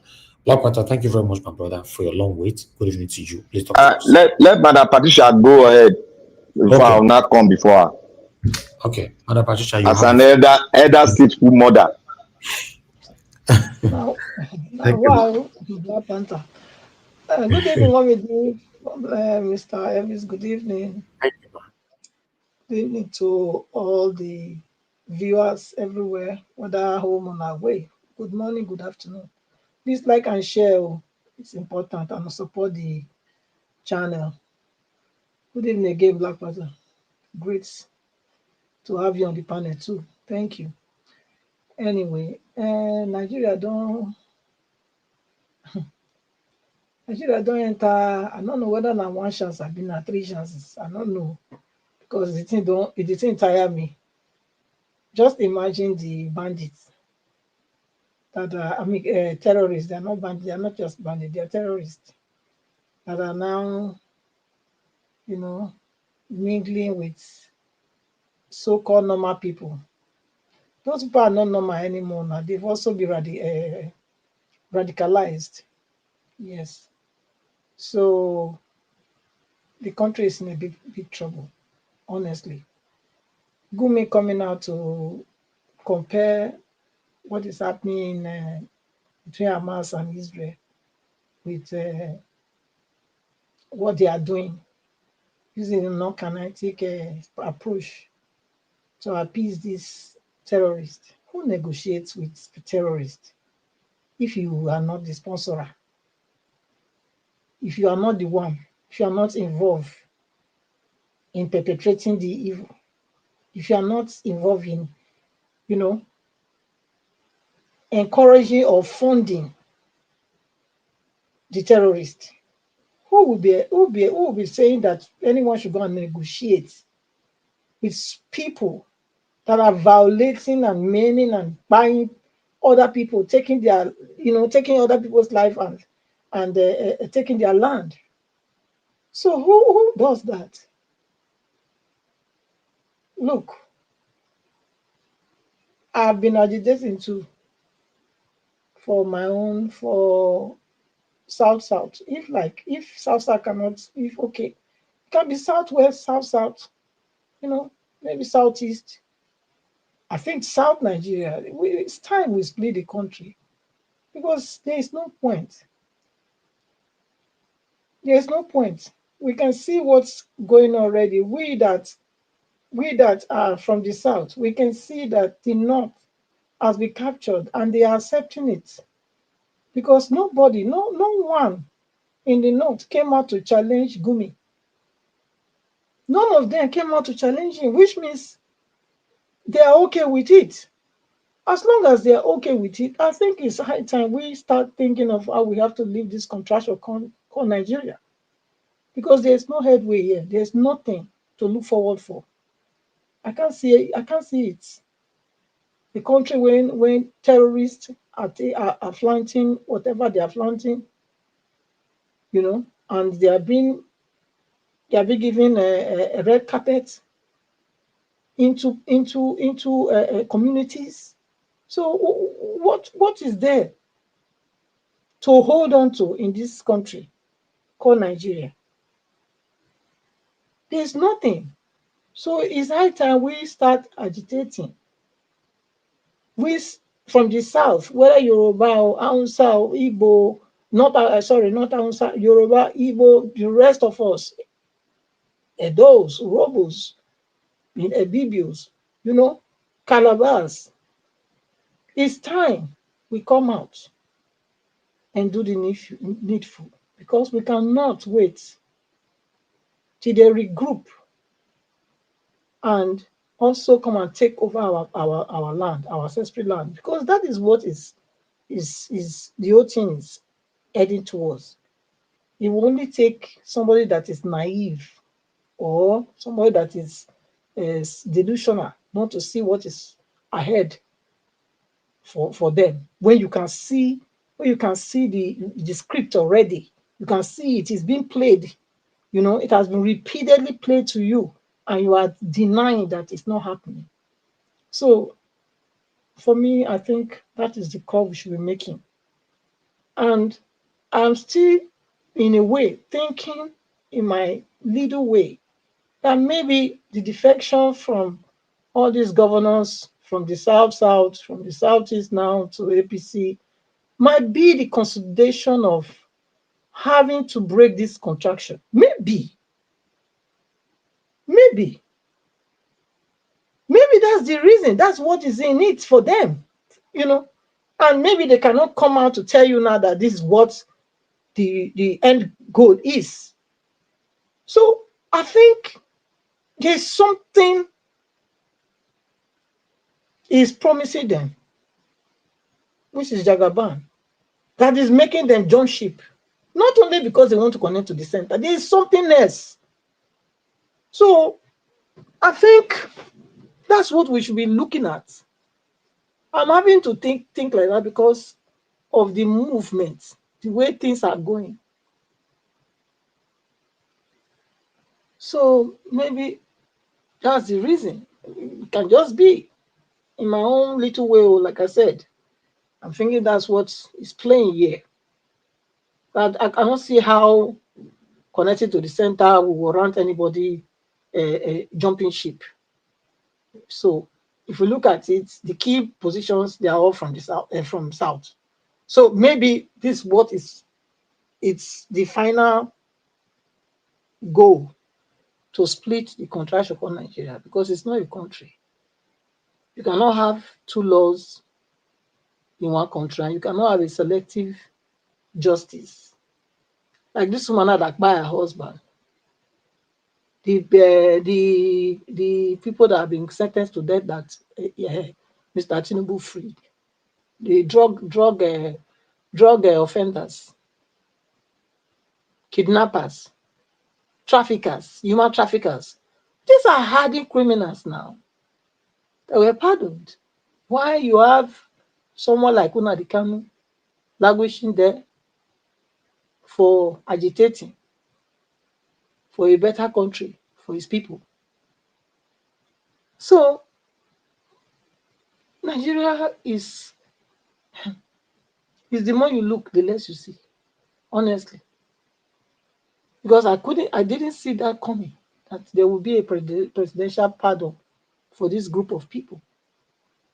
How? Pardoning people that has, in one way or the other,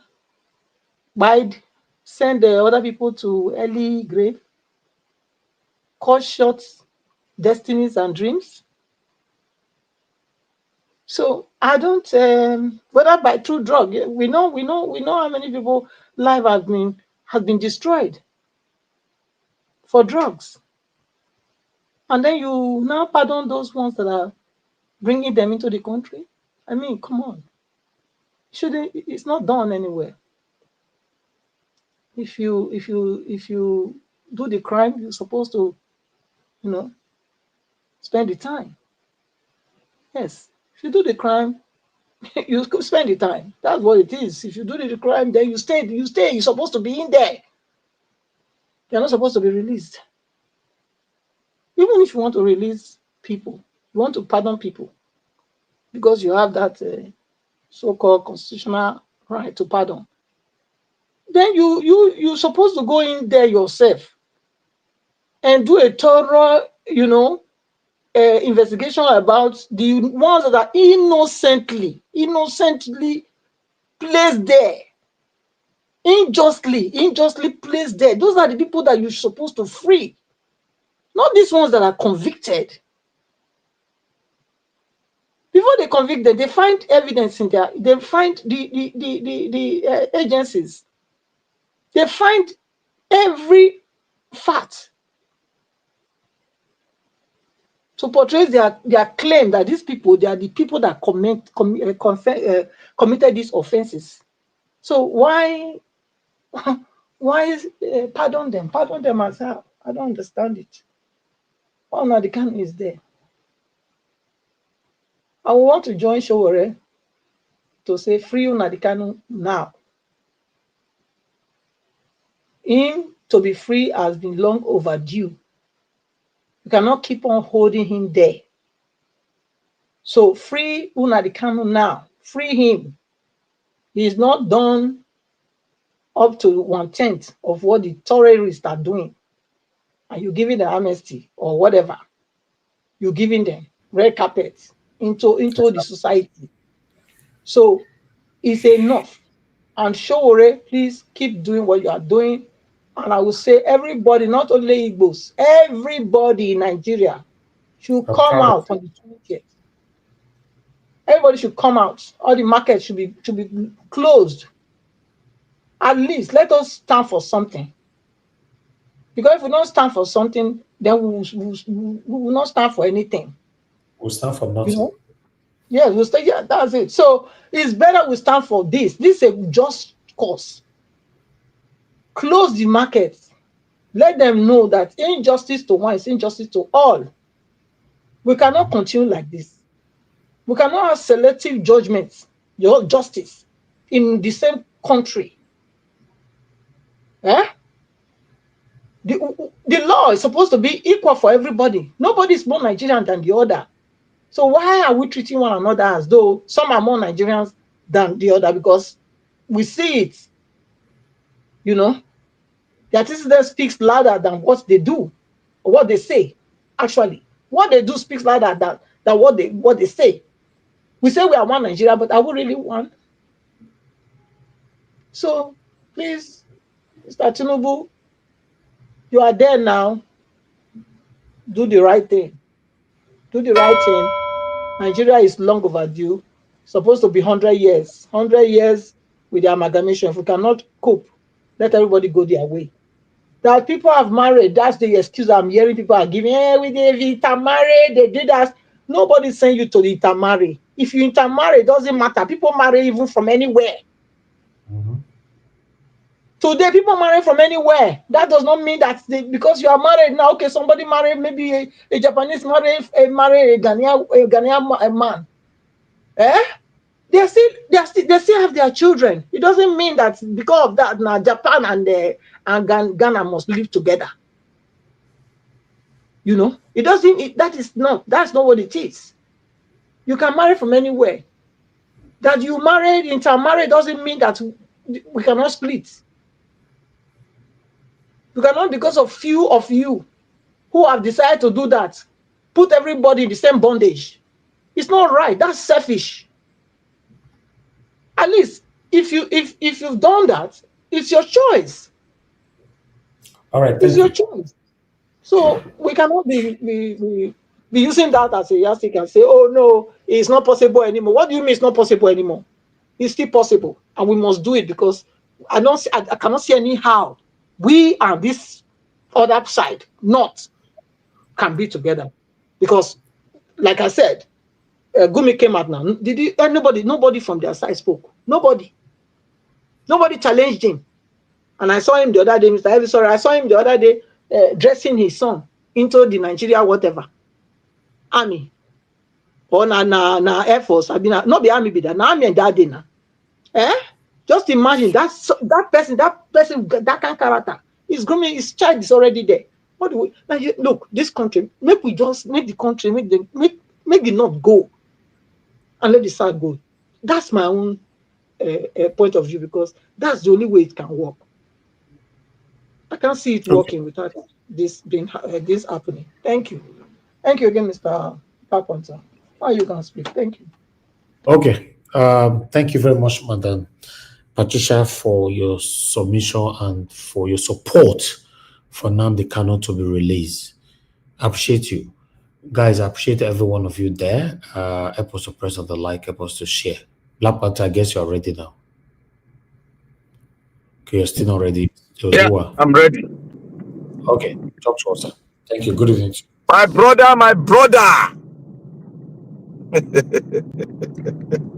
Commander in Chief. Now you Boligi pass. Come on for there. Yeah, they Boligi for me yesterday for when I did type. Realize I don't understand English again. Come on for there, my friend. Your minutes, you went 3 minutes. You went 3 minutes. I want to thank you very much. I want to thank Mommy Diaspora. God bless you, man. I want to thank the everyone that has been participating on Free Nnamdi Kanu and those that have been listening. yet to make up their mind on the fight we're embarking now.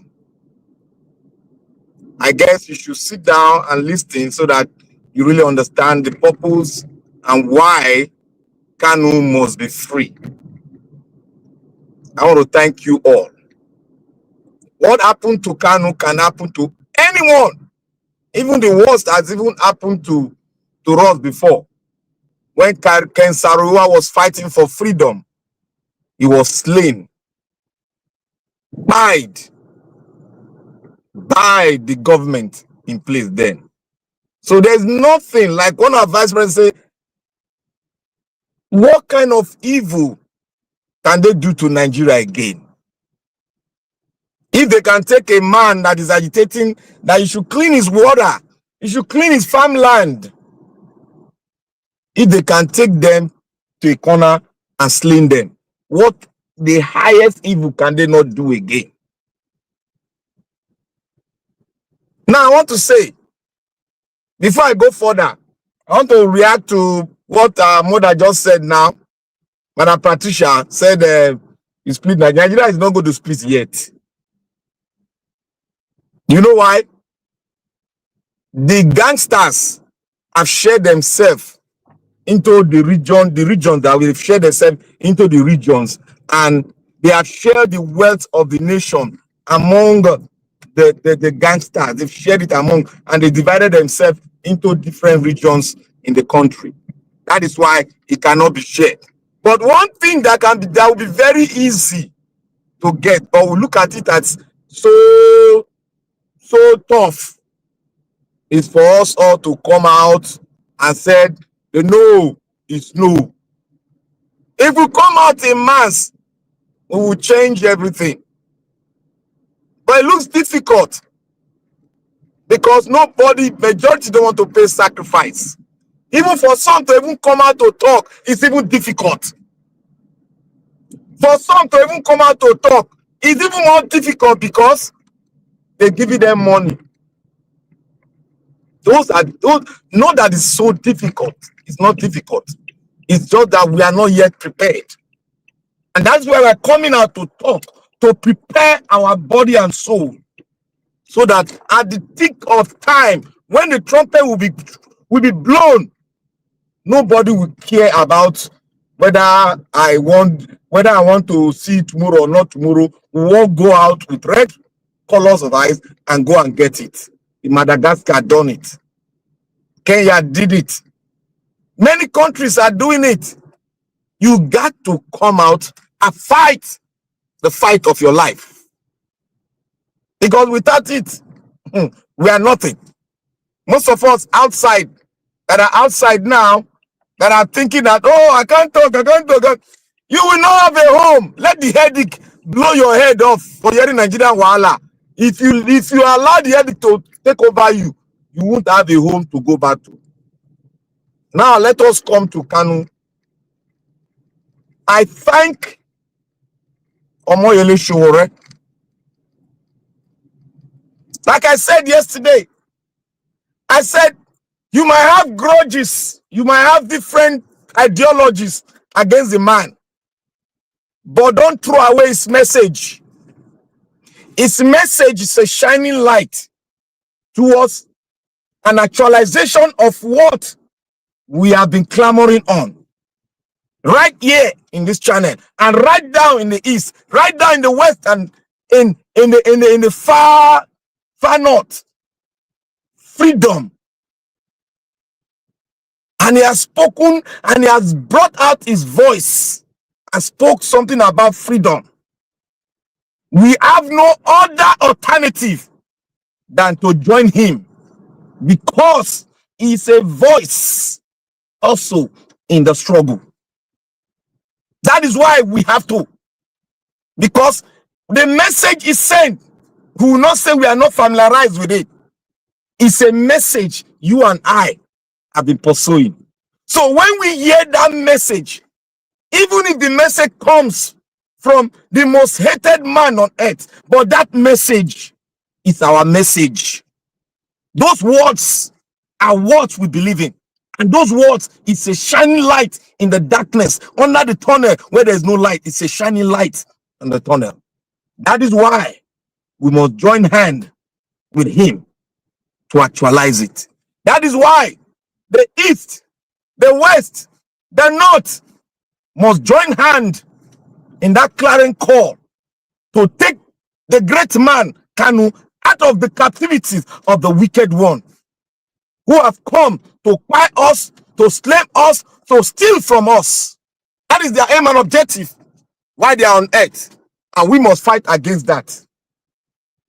For Kanu,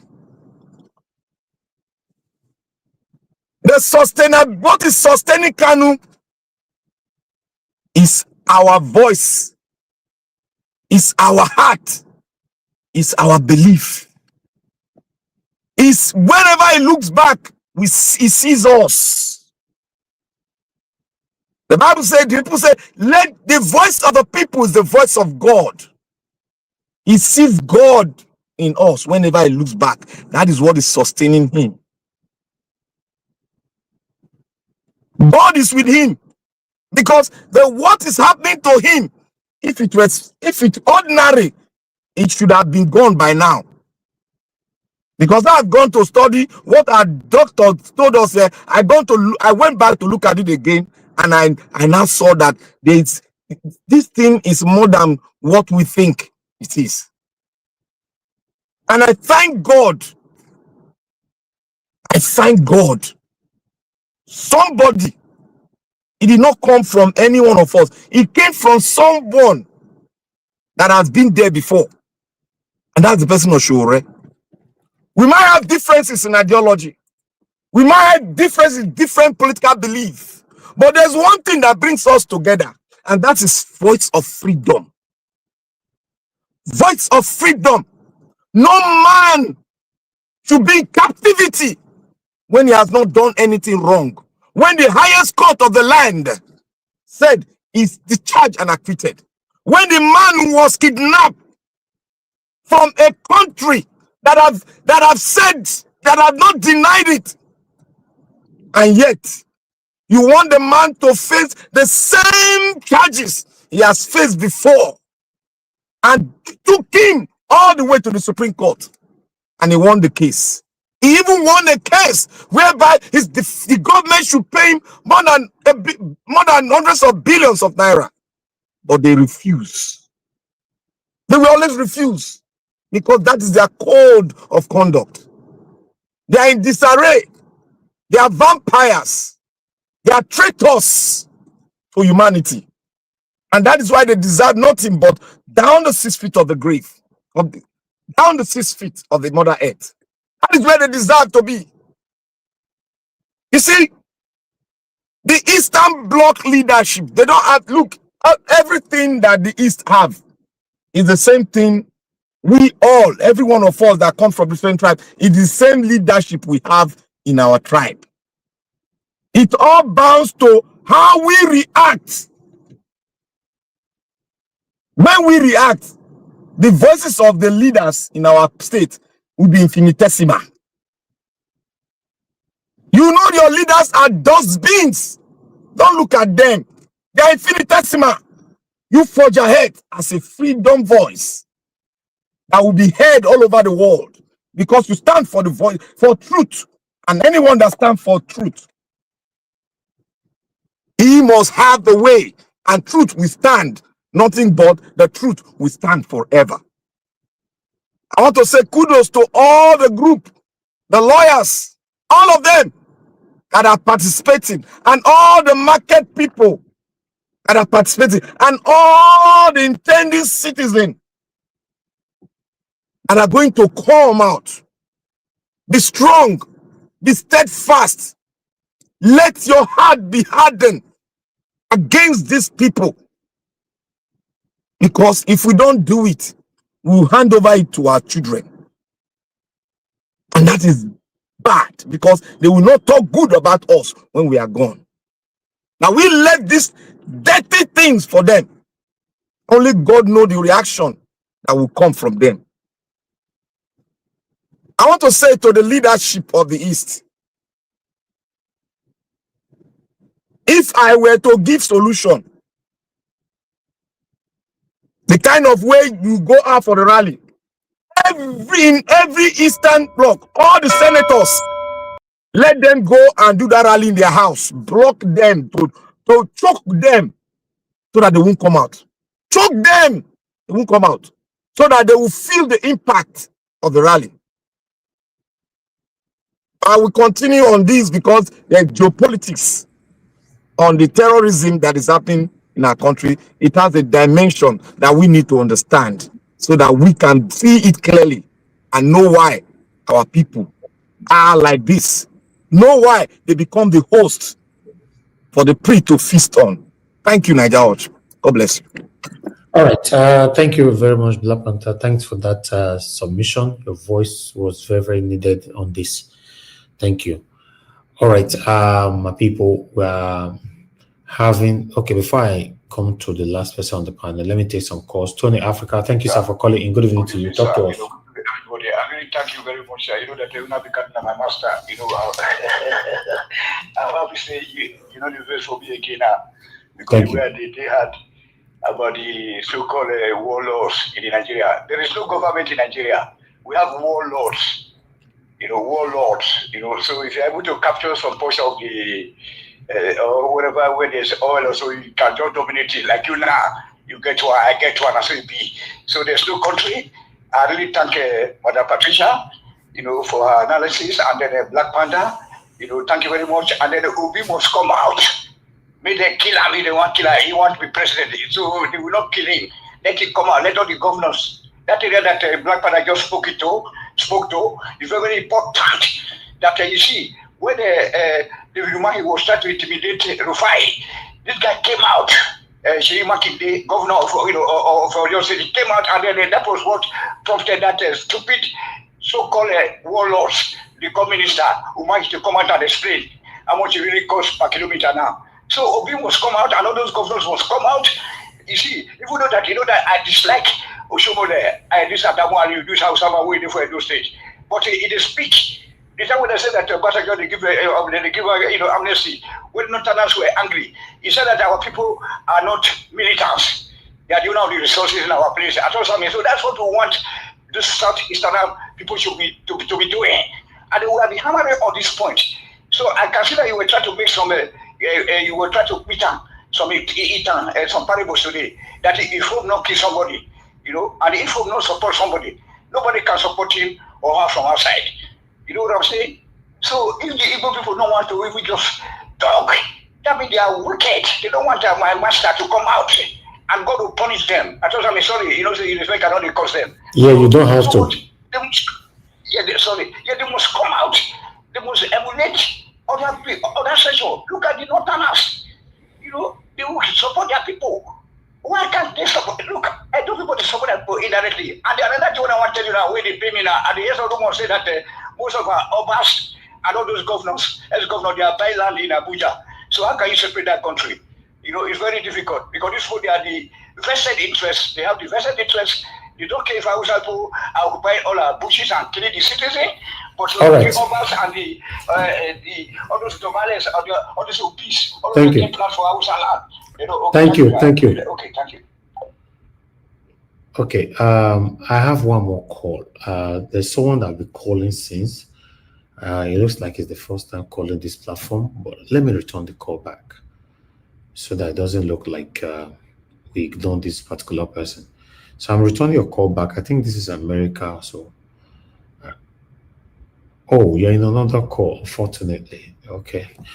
All right, let's just move on, my people. I appreciate every one of you right there. Mr. Odoa, please talk to us. It's good to have you on the show. Good evening to you.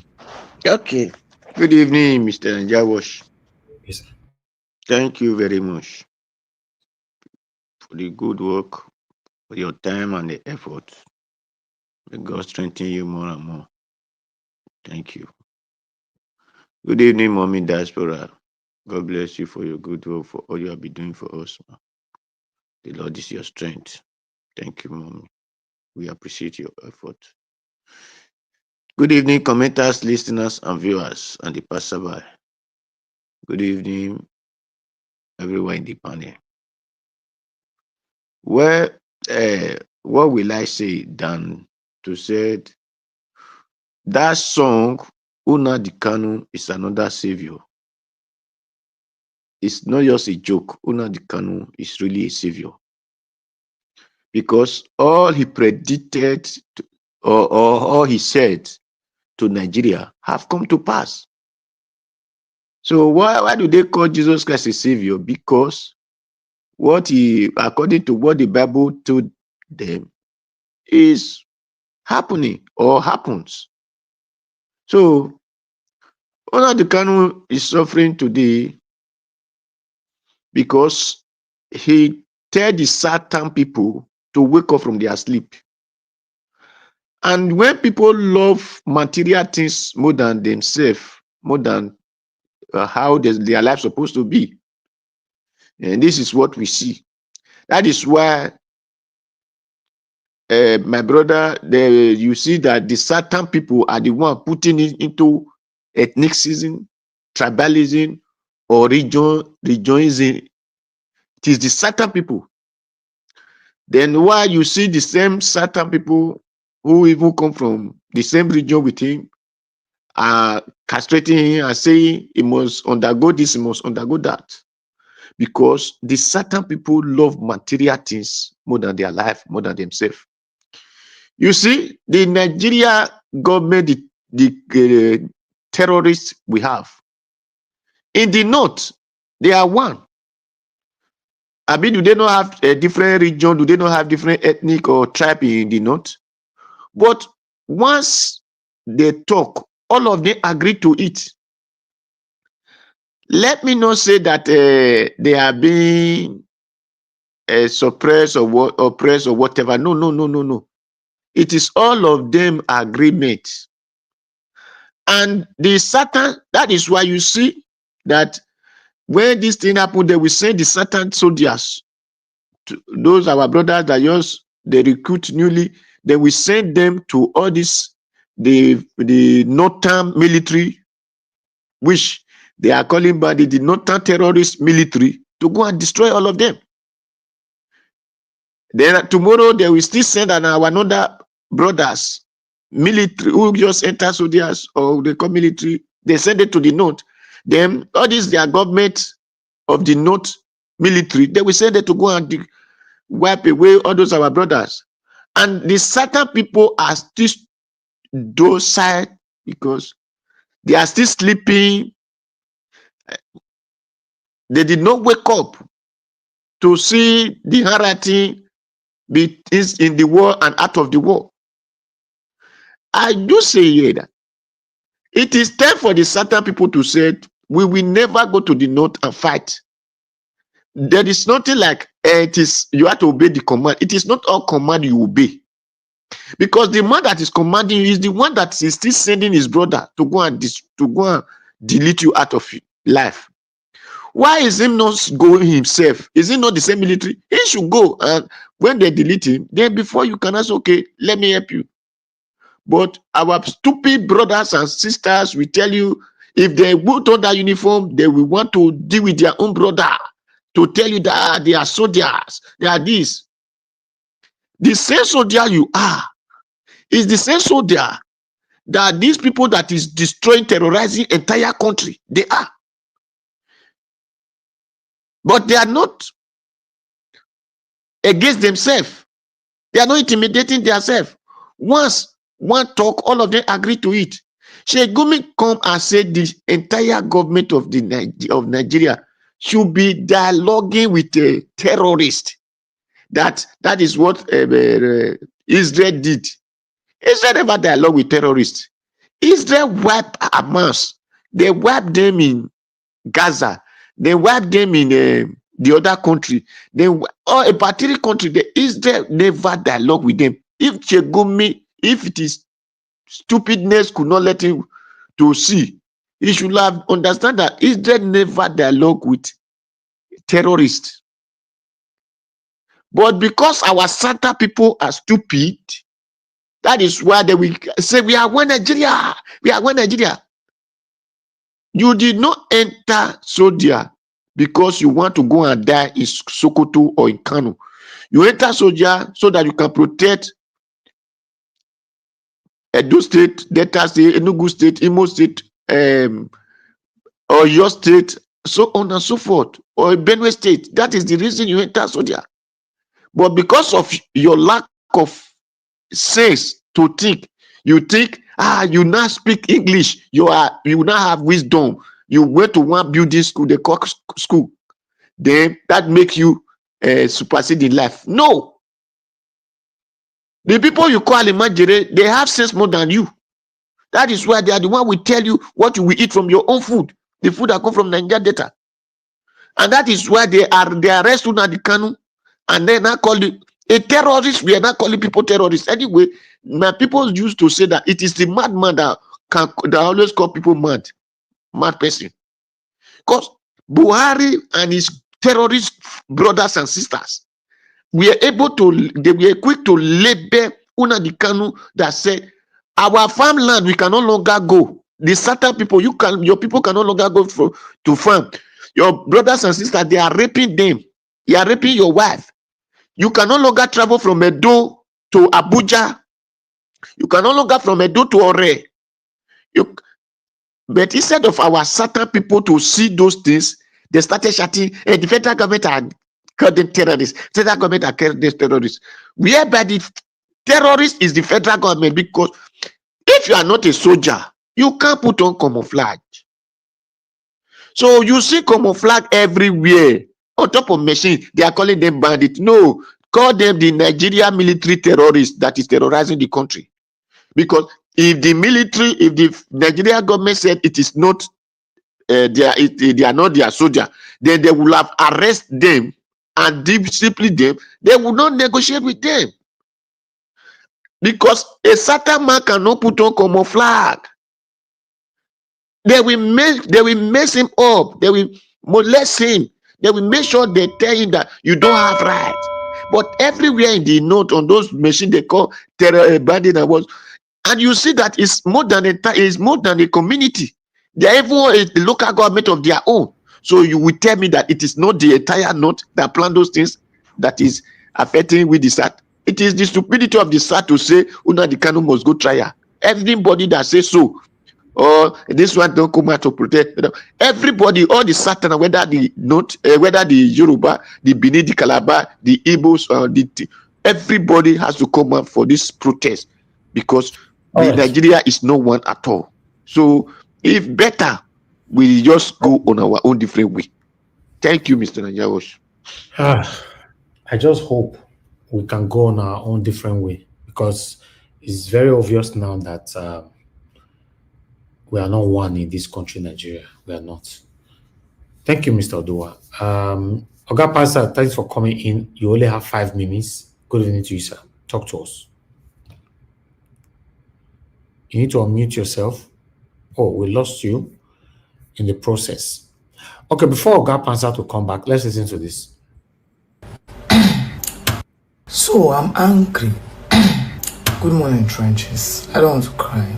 I'm just really angry. When I get angry to this point, most times I want to shout or cry, or I'll try to be coherent in my speech. I'll just calm down and say what I have to say. And this is still Nigerians, starting with Abia State people.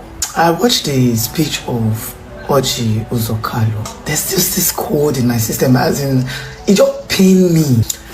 I don't know Alice. I've seen Alice Oti once. I don't know him personally. But I know the struggles he went through to become governor of Abia State. Just listen. I know. I heard from Abure's PA that Abure even sold him out in that race for governorship under the Labour Party. It wasn't easy for that man. That man could have become governor and choose to, reclaim all he lost. Choose to be like them. But you look Abia was sinking so bad so fast. He decided to put Abia on the limelight for good again. You should visit Abia now. I visited Abia when if I call him a baboon now, they will say I don't have respect. When their political party was in office, it was bad. The shoe where I wear go Aba, it pieces for under. The road was that bad. My leg can't they touch ground. You know these loafers where women they wear in office loafers. My leg can't they touch ordinary ground. It pieces. You have the guts to come outside and say you will take them back to where they are coming from. I don't know why. I think at this point in time, it's either I don't know, but I don't think I can. Nigerians, these people don't give a fuck about you. These are motherfuckers. You will look at Abia now and say you will take it back to its old days. Say, oh, let's maintain peace. So Abians will watch you sabotage the future of their unborn children. They will say, don't fight. Just let's fight. I'm so pained that we are not seeing the pattern here. That these people don't care about us. They are not seeing the pattern that we are on our own. This whole journey, we are on our own. Look at someone made a statement of the genocide happening to Christians in Nigeria. And the Christian Association of Nigeria came out to say there's no genocide. You have forgotten that in Owapi, where did it happen? People were killed inside the Catholic Church. You have forgotten all the killings suddenly. There's no genocide. Our House of Reps, senators are coming out to say there's no genocide. When we have the chance to now speak back, we will now keep quiet and watch and leave it to God. I think I'm going into depression. I think that's what's happening to me. I feel like I have a death wish. I'm pained. I feel like, see, Nigerians, you need to realize it's now or never. Yeah, that's all I'm going to say. Both in your state and the national, you just need to realize that if this generation cannot fix it, nothing else, no one else will. For us, who see the possibility of a better future, who understands the power in the people, who takes out time to remind the people who they are. I'm talking about people who have forgotten what they are. It can be so overwhelming. It's just like teaching a child that you know is a genius but doesn't know he's a genius. Yeah. Abia people, protect LSOT. I not talk to her for phone, not send me message. But don't let them ruin you. Nigerians, get ready for 2027. Oh, God knows I don't hate Bola Ahmed Tinubu, but the suffering is too much.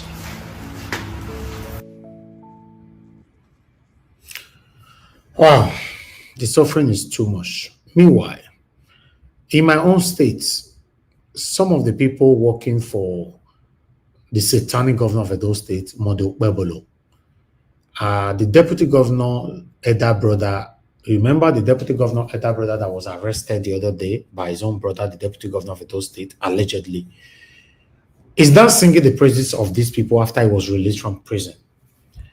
There's this particular video that I have concern about because I showcased this kind of video during the time of Obaseki to expose Obaseki so many times.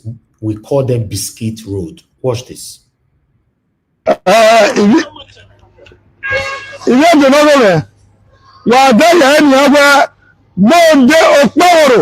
Excellency, our governor of Edo State, Oswemina, I'm a man for but Oswemina, Nenia. When I was an look only there, Oswemina, Nenia, Mondo Power, our governor, he does not work. Now, Siam, I just paused that place. Guys, I wish we have a engineer in the building, but I want you guys to see this. Look at the depth of that road. This was exactly what I showcased in Obaseki's tenure. I showcased more than 9 roads like that. We went with camera. I and my team. 3 months later, this road was now dilapidating. And this is what Okpebolo is doing now. Just look. They are just pouring the, what is this called? Fat. What is it called again? They're just pouring it on the floor. You can see. You can see the depth. You can see how close it is. They're in trouble. And this man is singing, the elder brother of the deputy governor. Now they talk so. Watch. Look. God. We're in big trouble in my state. While Alice Oti is showing them how it works, but they are not listening. You see the work these guys are doing. Can you say this is a good work? Eh? You see, but I think this is the work we have been waiting for. Mojo Sowore, the grand governor of our time, the grand governor, Mojo Sowore, our doctor is Jesus. Our doctor,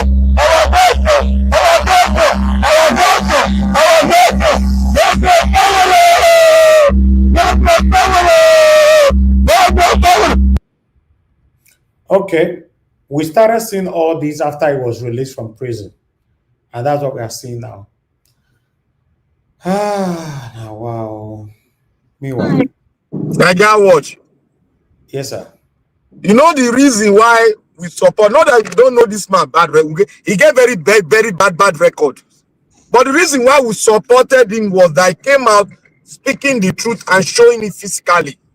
Not that we supported, we know him is a crook. Me, I know him personally. Very sad. Very sad, my dear brother. Meanwhile, This one not be the kind of go over palace.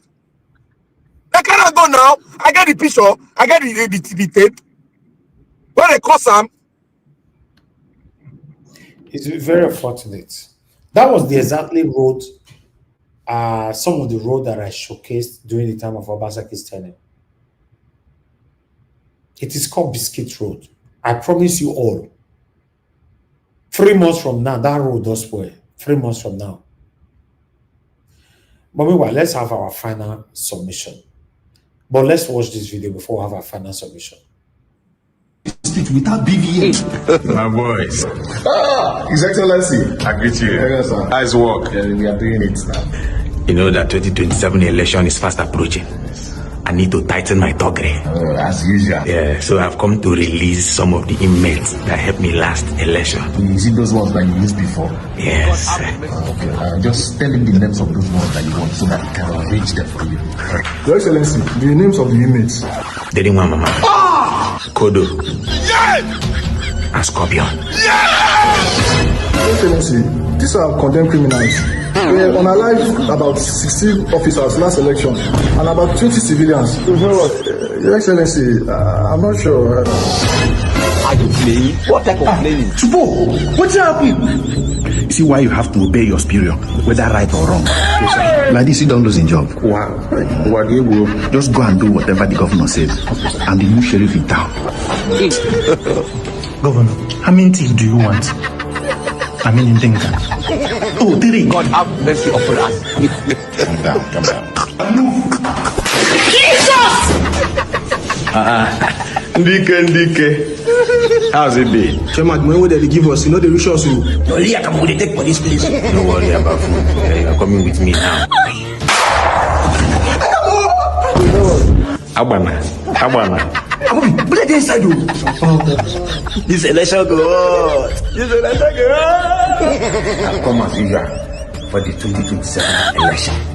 Let's go. I won't be the record. I did with her. You get lucky. I will wear you 500. Oh yeah, you will be there. Let's see the edit. To mark the Democracy Day, Governor Amuneke pardoned and released 3 inmates that were unlawfully detained in State Correctional Center. All pardoned inmates are rehabilitated and integrated into force where they are trained and ready to help tackle the insecurity in the state. He is indeed compassionate leader. Vote Governor Amuneke come 2027 election. Blood of God. If you don't understand the video, you will never understand anything again forever. And there I go leave them. Let's have our final submission, my people, so we can round up. Just 2 minutes. Black Panther, please talk to us. My brother, thank you very much for that video. I watched that video, and then he fall down for laughter. I said, this guy is really sent a serious message, but it looks funny, but it's a very, very serious message, and exactly what they are doing to the Nigerian populace, exactly what the president of Nigeria is doing, exactly what he wants to do. He wants to put fear in the mind. Exactly what they do. Anybody that does not comply with them, they pull his uniform, he's sacked and relieved of his duty. Exactly why he wants the Inspector General of Police to remain there, because he's evil. Exactly why he put what they call them, Dino Man, Buhala as the speaker, because that one is a lost human being. That is what they are doing. What we are fighting for today, to every Nigerians, are we doing the bad thing or we are doing the good thing? Ask yourself that question. What we are doing today, are we doing the wrong thing? If the power goes to the north now, tomorrow, Yoruba will start to cry. Hausa will then and say, why are you crying? Did you not have your own time? They will not say, oh, it's tribalism, it's nepotism. Power will come back to the south again. The same thing. Oh, the country will divide. If they didn't. That is why I said they have shared the thugs around in the state. As the Igbo leaders that they do. Now so our leaders they do. Now so the leaders for data they do. Let me shock all of you. Do you know that your state governors, let me just say this one word. Do you know that your state governor have sold your state to the president? I will explain that when tomorrow. How they sold it. They sold it, they got cash. They sold the state to the president. Remember, what money cannot buy, more money can buy it. Thank you. Oh, wow. Thank you, my brother Black Panther. Appreciate you. Madam Patricia, if you are still there, please talk to us. 2 minutes. I'm still here, Mr. Elvis. Okay, yeah. Thank you. 2 minutes.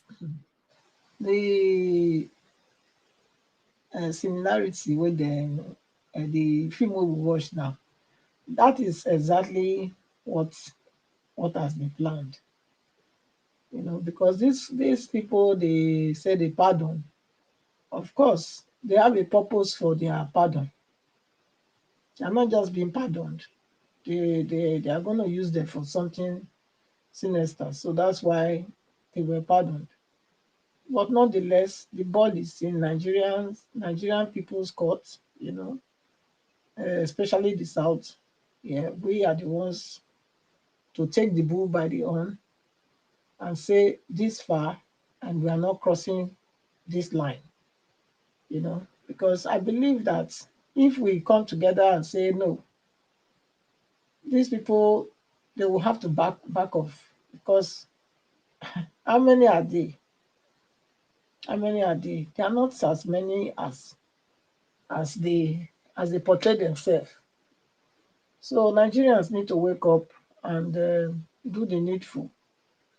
That's what I say. And also I will say again, let everybody come out. Let everybody come out and demand for Nnamdi Kanu to be free. Yeah, to be free, because he has not committed a crime that is not pardonable. People that were not supposed to be pardoned, they've been pardoned. So I don't see any reason why he still be kept there.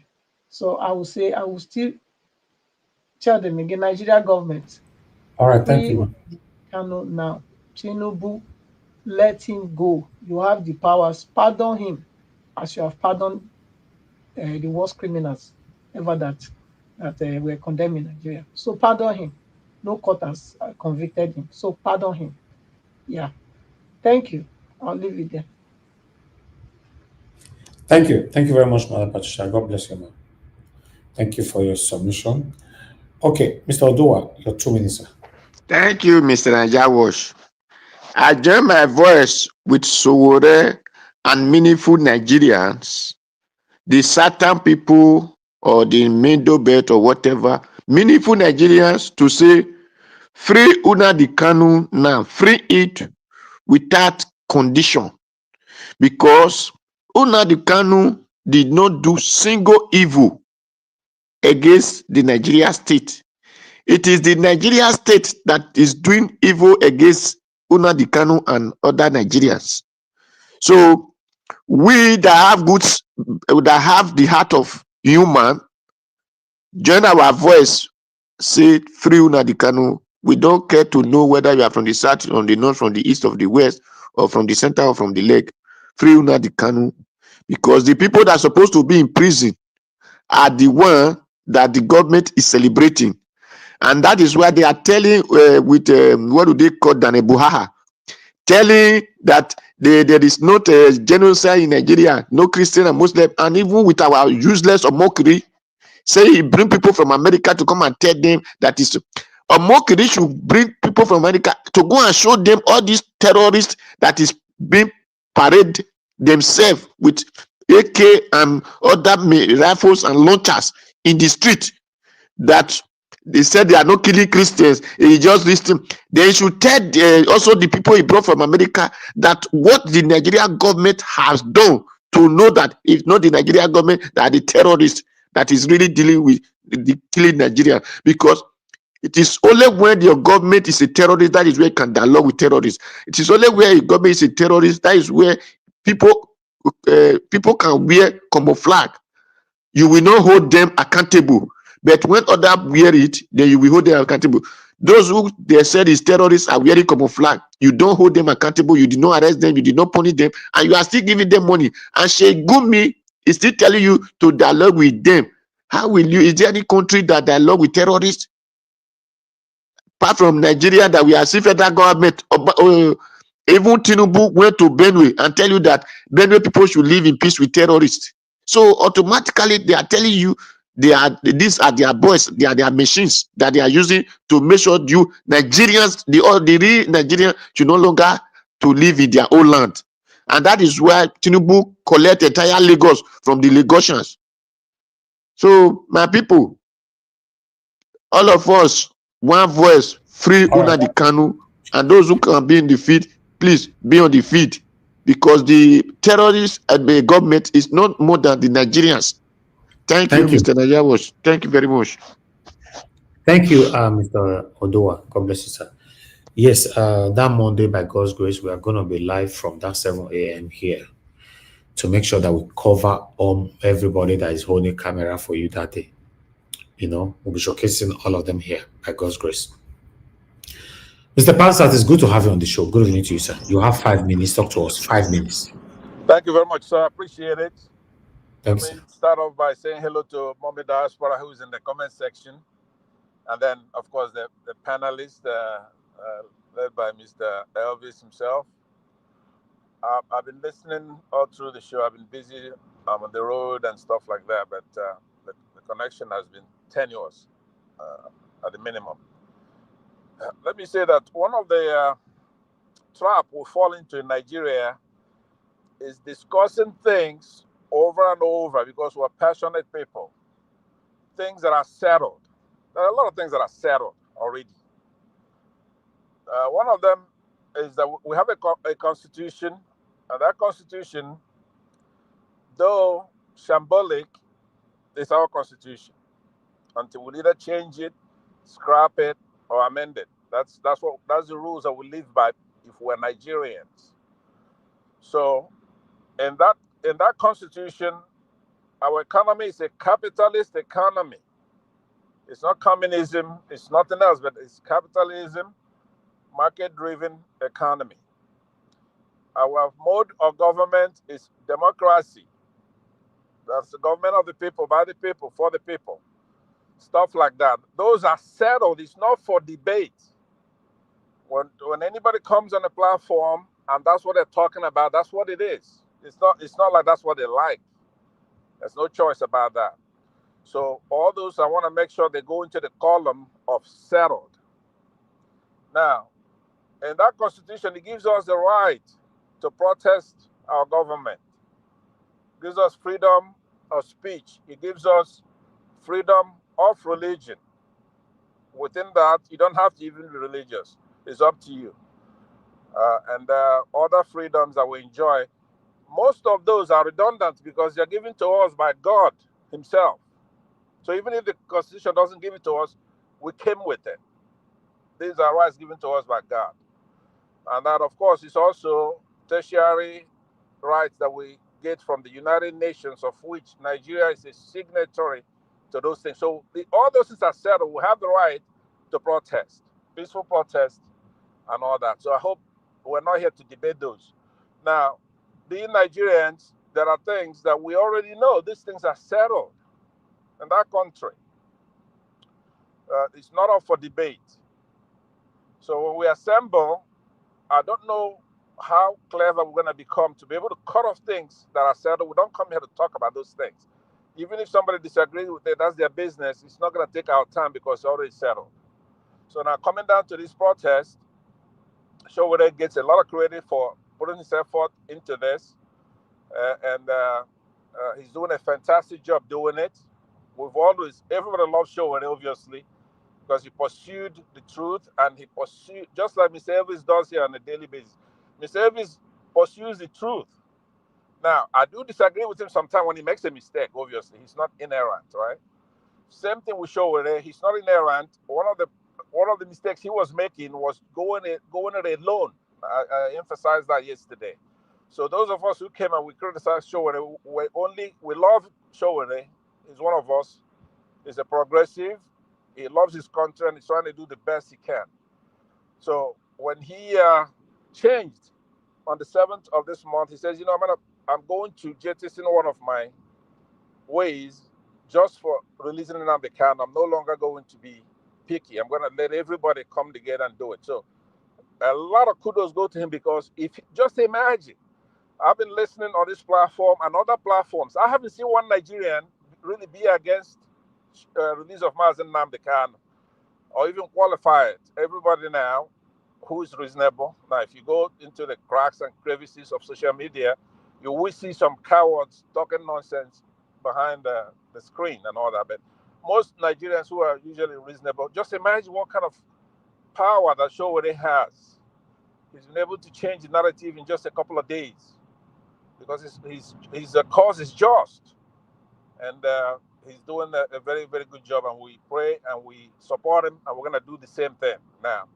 Having said that, I did write today, as I mentioned yesterday, but I also wrote out today in my own social media that I will be judging it by the result.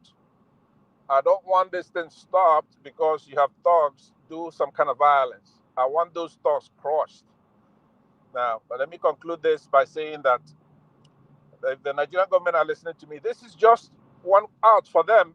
One thing they have to understand is that if they don't release Nnamdi Kanu through this political way, we're gonna go to war. I've been saying that since I've been on this platform and other platforms. That has to be the ultimate goal, because these people, we're not gonna sit there. They're gonna capture us.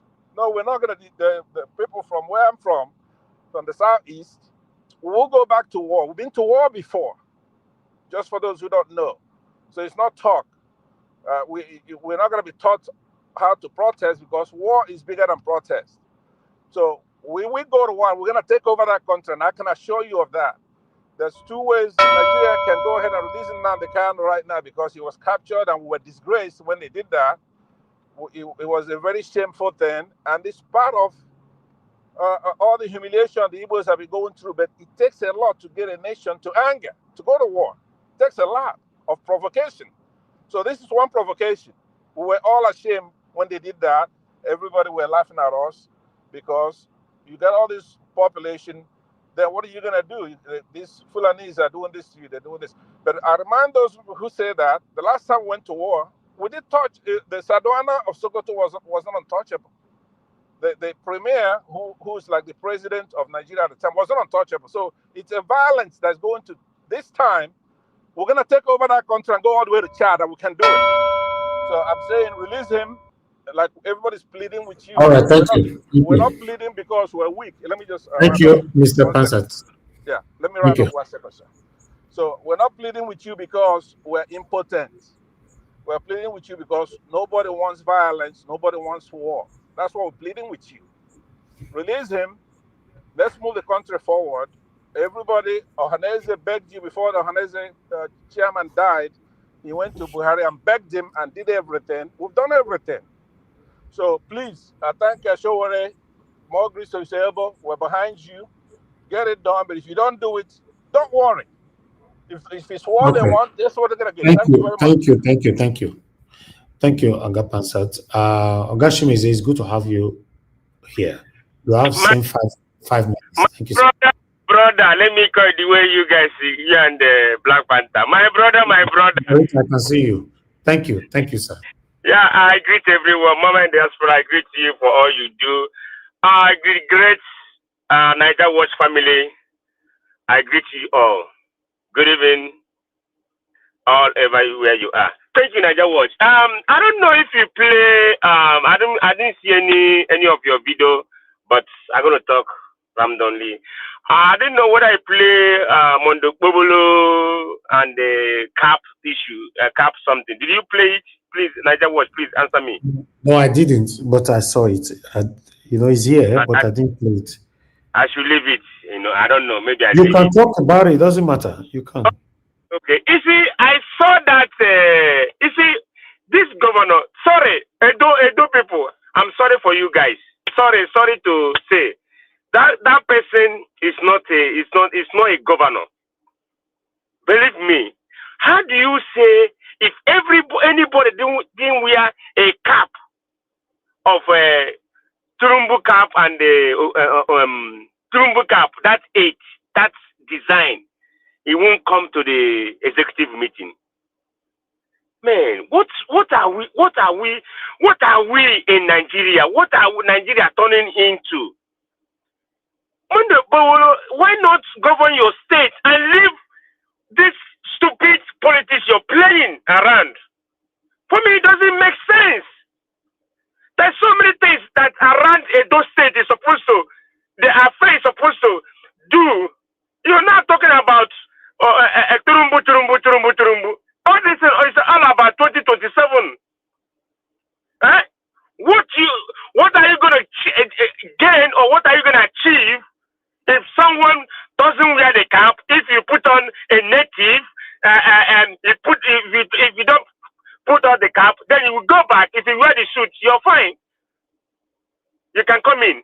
But so far you're with native, you can't come in if you doesn't wear the cap. That's stupidness. That's silly. You're not worthy to be a governor.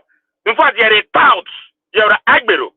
Supposed to work in a Oluku Junction car park. That's where you belong. I don't know who make you senator or who make you whatever they make you. Even to put in the governor. Look at where is Oshomole? Oshiole, where is him? Is he not seeing what the person he brought, the way he's stupidly doing things in Edo State? That's crazy. It's silly. Then that one aside, where is Barrister Darlington? Kudos to my brother Sowore. Kudos to him. You see, he's pulling weight now. Everybody's talking about it. No matter the content creators doing some things, everybody's supposed to be saying about Nnamdi Kanu, about Sowore, the campaigning he's doing about Nnamdi Kanu release and the protests that are coming on the 20th. Rather, they're talking about the VDM and the B money. Saga, phone, this or this. Why? Use that avenue that talk about Nnamdi Kanu, the issue of Nigeria, the issue of the nation. That's what we are talking about, not VDM and the B money. Saga. You guys should open your eyes. What are you guys doing? Use your platform to campaign about what Sowore is doing about Nnamdi Kanu. You guys should stop. I think from today we have today, tomorrow, Saturday, we have Saturday, Sunday, and Monday. I think these 4 days use it to campaign. Leave these people whatever they are doing. Please, Sowore, I applaud you. You are trying, and Barrister Darlington, you see, you have to cover your face in shame for what you did last week on HOP television or something like that. You have to cover your face on shame, because you see everything is there is momentum have risen. It's everywhere. Where are you now? You won't come out and talk about it. Someone else came out and said that I want to do this. He called all Nigerians. Look at him going around all over the market campaigning. Show the guy up. It's not easy, man. Come on. What are we doing? If something do good, will castigate him. But this one, he's getting it right. Everybody should come out. Close the shop. One day will kill you. Southeast have been doing it for so many years. One day will kill you. You come out, you protest. As you're protesting, you're laying your voice out because of the intimidation and everything they're doing to the masses of Nigeria. It will be the color tomorrow. Today it will be you. Next tomorrow or next week. So don't say it doesn't concern me. It's concern all of us. If I'm in Nigeria, I will go Abuja and protest. I hate when governments are doing evil against the masses, against one side of a region. It's not right. You treat this region good. You treat another region the way you like it. That's not right. If we say one Nigeria, okay, treat everybody as one Nigeria. Don't treat other people one Nigeria, other people second, even maybe 400 citizens or whatever, or fifth. Treat, if you want to do what you did to A, what you do to B, you do it the same thing. Not you treat these people one side, you treat other people one side, and not for this. Please, Sowore, I love you, my brother, for this one. Keep going campaigning. Unless today they release Nnamdi Kanu. And Nnamdi Kanu will never sign anything. Under duress, he will never know him. He will never sign anything. So, they will bring the paper now, sign for us, sign something for us. Oh, so that this, because they see that this momentum is coming, guys, is gathering like with speed. They will just do anything. So, hey, sign this thing. Nnamdi Kanu is not a stupid human being. He's learned. He's learned. He knows his right. He knows his left. He can never bring any junk to tell Nnamdi Kanu to sign. He will never sign. So that he will shut his mouth. He will cage him. It's better he's there instead of someone say, oh, you won't move this. You won't move left. You won't move forward. You won't move back. You will stand one place. No, that is not a freedom. If you want to give somebody freedom, he will say, today I release him unconditionally. That's what everybody is saying. He can go and grant amnesty with people, the bandits, the thieves, the people that buy millions of people. He grant them amnesty. You dialogue with them, but someone that haven't do anything, he uses his radio and uses his mouth to say what he said. Now he keep him. Take everything. You have done so many things because of this issue. His mother, his father, just gone, and so many people have gone because of all these things. Because I carry placard, I say, hey, freedom, Biafra, we want Biafra. That's it. Why not dialogue? Why not dialogue? If you dialogue, then he say, what do you want? Okay, now they can have stated so many things. Say, do this and go and drill a Niger bridge, go and do this, put that, do this, do that. Then, if you do, agitation. Thank you, Niger Watch. Thank you. Thank you, sir. Thank you, Ogashimize. God bless you, sir. Thank you. I appreciate you. Madam Rita, it's good to have you on the show. Good evening to you. I beg quickly to us. Round up. Mr. Elvis, thank you very much. Good evening, sir, and my lovely mommy, Lamehi. And I'm greeting everybody, Mr. Black Panther, Madam Patricia, Mr. Odua, Mr. Chimeze, and everybody in the comment section and those watching from home. I'm sorry that I'm late. I think I've missed a couple of days already. I've missed a whole lot, I know. And I'm just going to go with what Mr. Chimeze is, was talking about. First of all, the Edo State governor demanding, that they should wear the cap of chains attributed to the man from Bodilon. Well, Governor Eno, is he Akwa Ibom State? Governor Eno, I've forgotten his name, the one whose wife passed away. You know, I know when he was switching over to APC, he said something to his executives and his commissioners, or rather, was it local government? I can't remember, but I know it was on TV, and he said, those people who do not deflect with him should be prepared to resign. Fast forward, Edo State Governor, the Pinocchio is now telling people that if they must wear a cap or native, they should put on the cap of chains, not emancipation, the cap of chains, because that is a chain, right? And well, the man from Bodilo said it's a broken chain, but that's not a broken chain. You know, that is entrapment. That's what I would call it. So, well, we're not practicing democracy. We all know that. You know, even talking about election, it's kind of very comical. You know, for us to be talking about elections, let us practice democracy. You go and vote, but you know, in the real sense, it's who is picked is who will become whoever they want to become. That's the truth. That's the name of the game in Nigeria. That is the name of the game.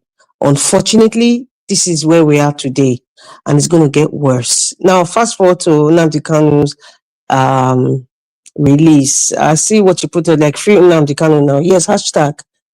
This is something that we have been fighting for. When I say we, I mean in this channel, we've been talking about this even pre-2023 elections. So it's still not new. Now it's kind of heightened because of his Nnamdi Kanu's health condition, right? And I have stated my position in this.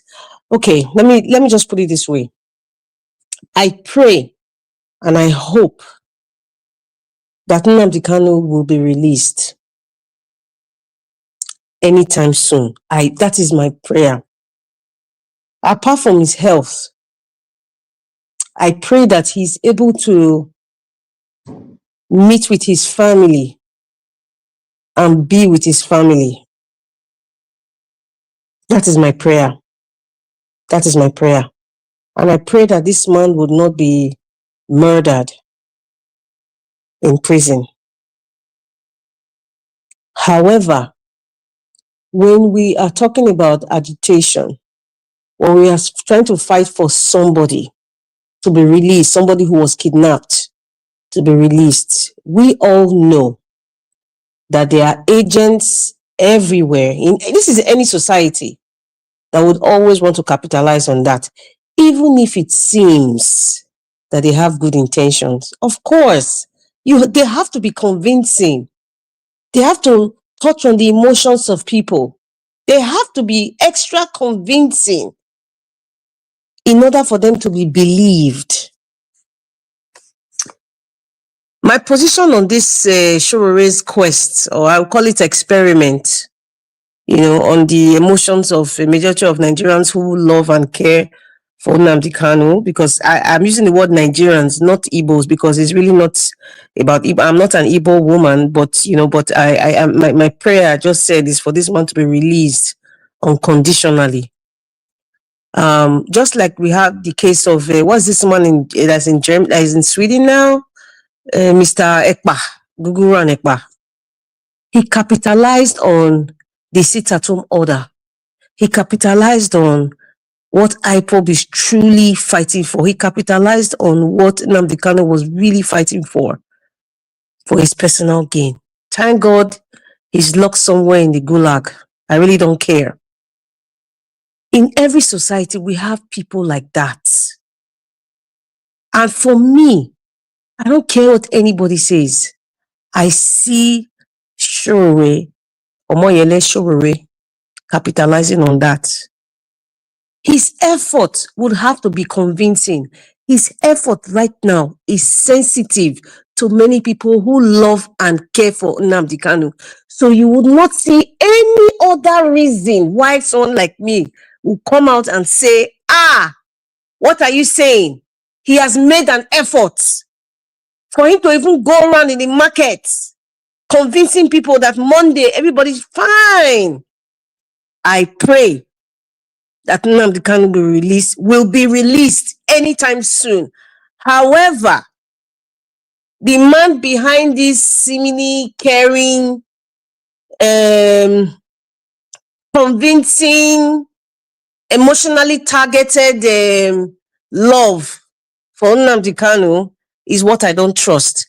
I know people will say that's not the bone of contention. The bone of contention is that, okay, Nnamdi Kanu should be released. Yes, he should be released. Listen, when something is not just right, and I feel a lot of people are kind of skeptical, like, okay, what's this guy all about? What's the man from Bodilon all about? There's a lot of games being played in Nigeria right now, and our psyche is also part of the game, because you have to psyche the people to think a certain way so they can be believable. I pray that this sudden epiphany of it should be released now because of his health, by Sowore. I pray that they actually release Nnamdi Kanu by Monday or before Monday, or even by next week. It should be released. Let me even say at most before this year runs out, this man will be released. But I kid you not, anything that's regarding Nnamdi Kanu, it will be political. It would not be in such a way that, oh, we are following the law. It must be political either way. That is where I am pointing at, because at the end of the day, it's not going to favor us Nigerians, especially the Igbos. Yes, you know me, I'm not tribal blind, especially the Igbos. All these people coming out now, I'm just looking and folding my hand like, what exactly are you doing? That is my pain. That is my annoyance. The efforts that you guys are capitalizing on, bravo for that effort, for what Omoyele Sowore is doing, seemingly doing. Bravo. But I still see that he's using this for one reason or the other. You might say that is not important now because you are desperate for this man to come out. I kid you not, this is Nigeria. Wake up and smell the coffee, my people. Wake up and smell the coffee. These people do not want this man to be alive. They want to, that is what is just, it's so obvious, it's glaring. And I believe the likes of Mikano, that's Atiku now, the likes of the man from Bodilon, Tinubu, the likes of even Sowore himself, they know who is holding Nnamdi Kanu, or group of people, because I believe it's not just one person. They know who is holding this man. All of you can be doing your hallelujah party or whatever, but for me, I am underground. Yes. And that's why I come and I don't want anybody to even support me or even want to reason with me. I pray that Nnamdi Kanu will be released anytime soon. Thank you very much, Mr. Elvis. All right, okie dokie. Yes, I pray to if they have released all the terrorists, people buying people in Nigeria openly, I don't see any reason why they cannot release an innocent man who only committed a crime or offense or whatever you call it by just talking. But the people that have committed lots with guns and different kinds of sophisticated weapons, all of them have been given pardon. You know, almost every day they are doing this now. You had Arise announcing another 150 inmates release, giving pardon, including a woman who stabbed her husband to death. You know, we're giving pardon. So, me, I never see where Nnamdi Kanu for stab anybody before. But nevertheless, we're just doing our part. On Monday is around the corner. Do your part by sharing our videos. Let our voices go far. Share anybody's platform that is speaking truth to power, calling for the release of Nnamdi Kanu. Share their videos and go to different platform, comment on, put your free Nnamdi Kanu now on their comment section. Just do your part. Just do your part. You know, you don't need to do it for people to see what you're doing. Just do it. Let it be between you, your heart, yourself, your conscience, and with God. Just do your part, like we all are doing right now. My people, now God and God bless you. Now come to the end of this broadcast. 3 hours is just enough for today. Yeah. To be tomorrow again, if I have the opportunity or the time by God's grace to give you guys a pre-recorded video, I'll do that. If not, look forward to seeing you guys again tomorrow, 7 p.m. Nigerian time. Let's stand for what is right. None of us is perfect. Let us continue to speak truth to power. Thank you very much, Black Panther, my brother, for coming in today, Madam Patricia. Thank you very much, ma. I appreciate you. Thank you, Madam Rita. I appreciate you, ma. Thank you very much, Oga Shimizi, Mr. Odoa, and Oga Pansat. Thank you very much, every one of you. And why the people on the comment section, thank you very much, Mother for Mommy Diaspora. I appreciate you, Mommy. Thanks for all that you do. Thank you, Abu Azi. I appreciate you. Thank you for. Abu Azi not here today, safe? I'm not even sure. Okay. Oh, my brother, he does to try. I believe he wants to have some time off. Thank you. I appreciate you. Thank you, Madam Stella Masavedo, CEO. Thank you very much, Michael Renamaro. Thank you. Dennis, Patrick, I can see you. Thank you very much. Madam Peggy Modi, thank you very much. My love, Maduka, Tony Africa, and many others right there. Every one of you that called into the show today, thank you very much. We appreciate you. And those of you that supported the platform, thank you very much, Mr. Ogera here, Mr. Joseph Oji. We are grateful. And people, allow us to end the show right now, and I'll see you guys again. Fingers crossed. Tomorrow, 7 p.m. If we have the time, we'll give you a pre-recorded video during the day. Have a good night, my people, and bye for now.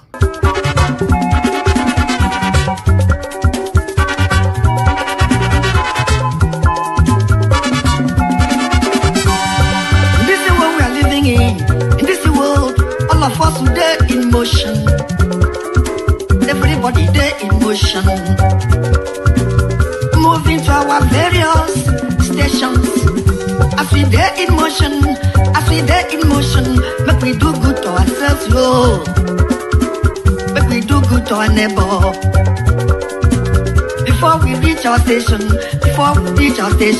every walk gets paid. Every walk gets paid. Every walk gets paid. I make a dey fear my God.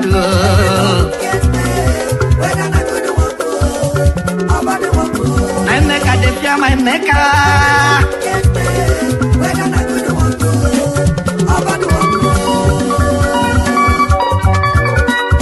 My grandson, organize.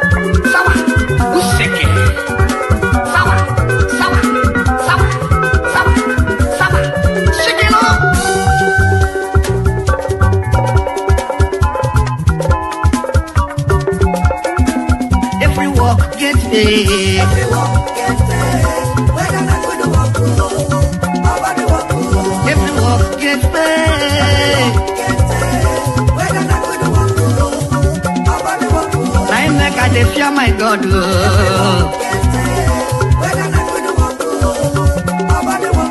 I make a dey fear my Maker.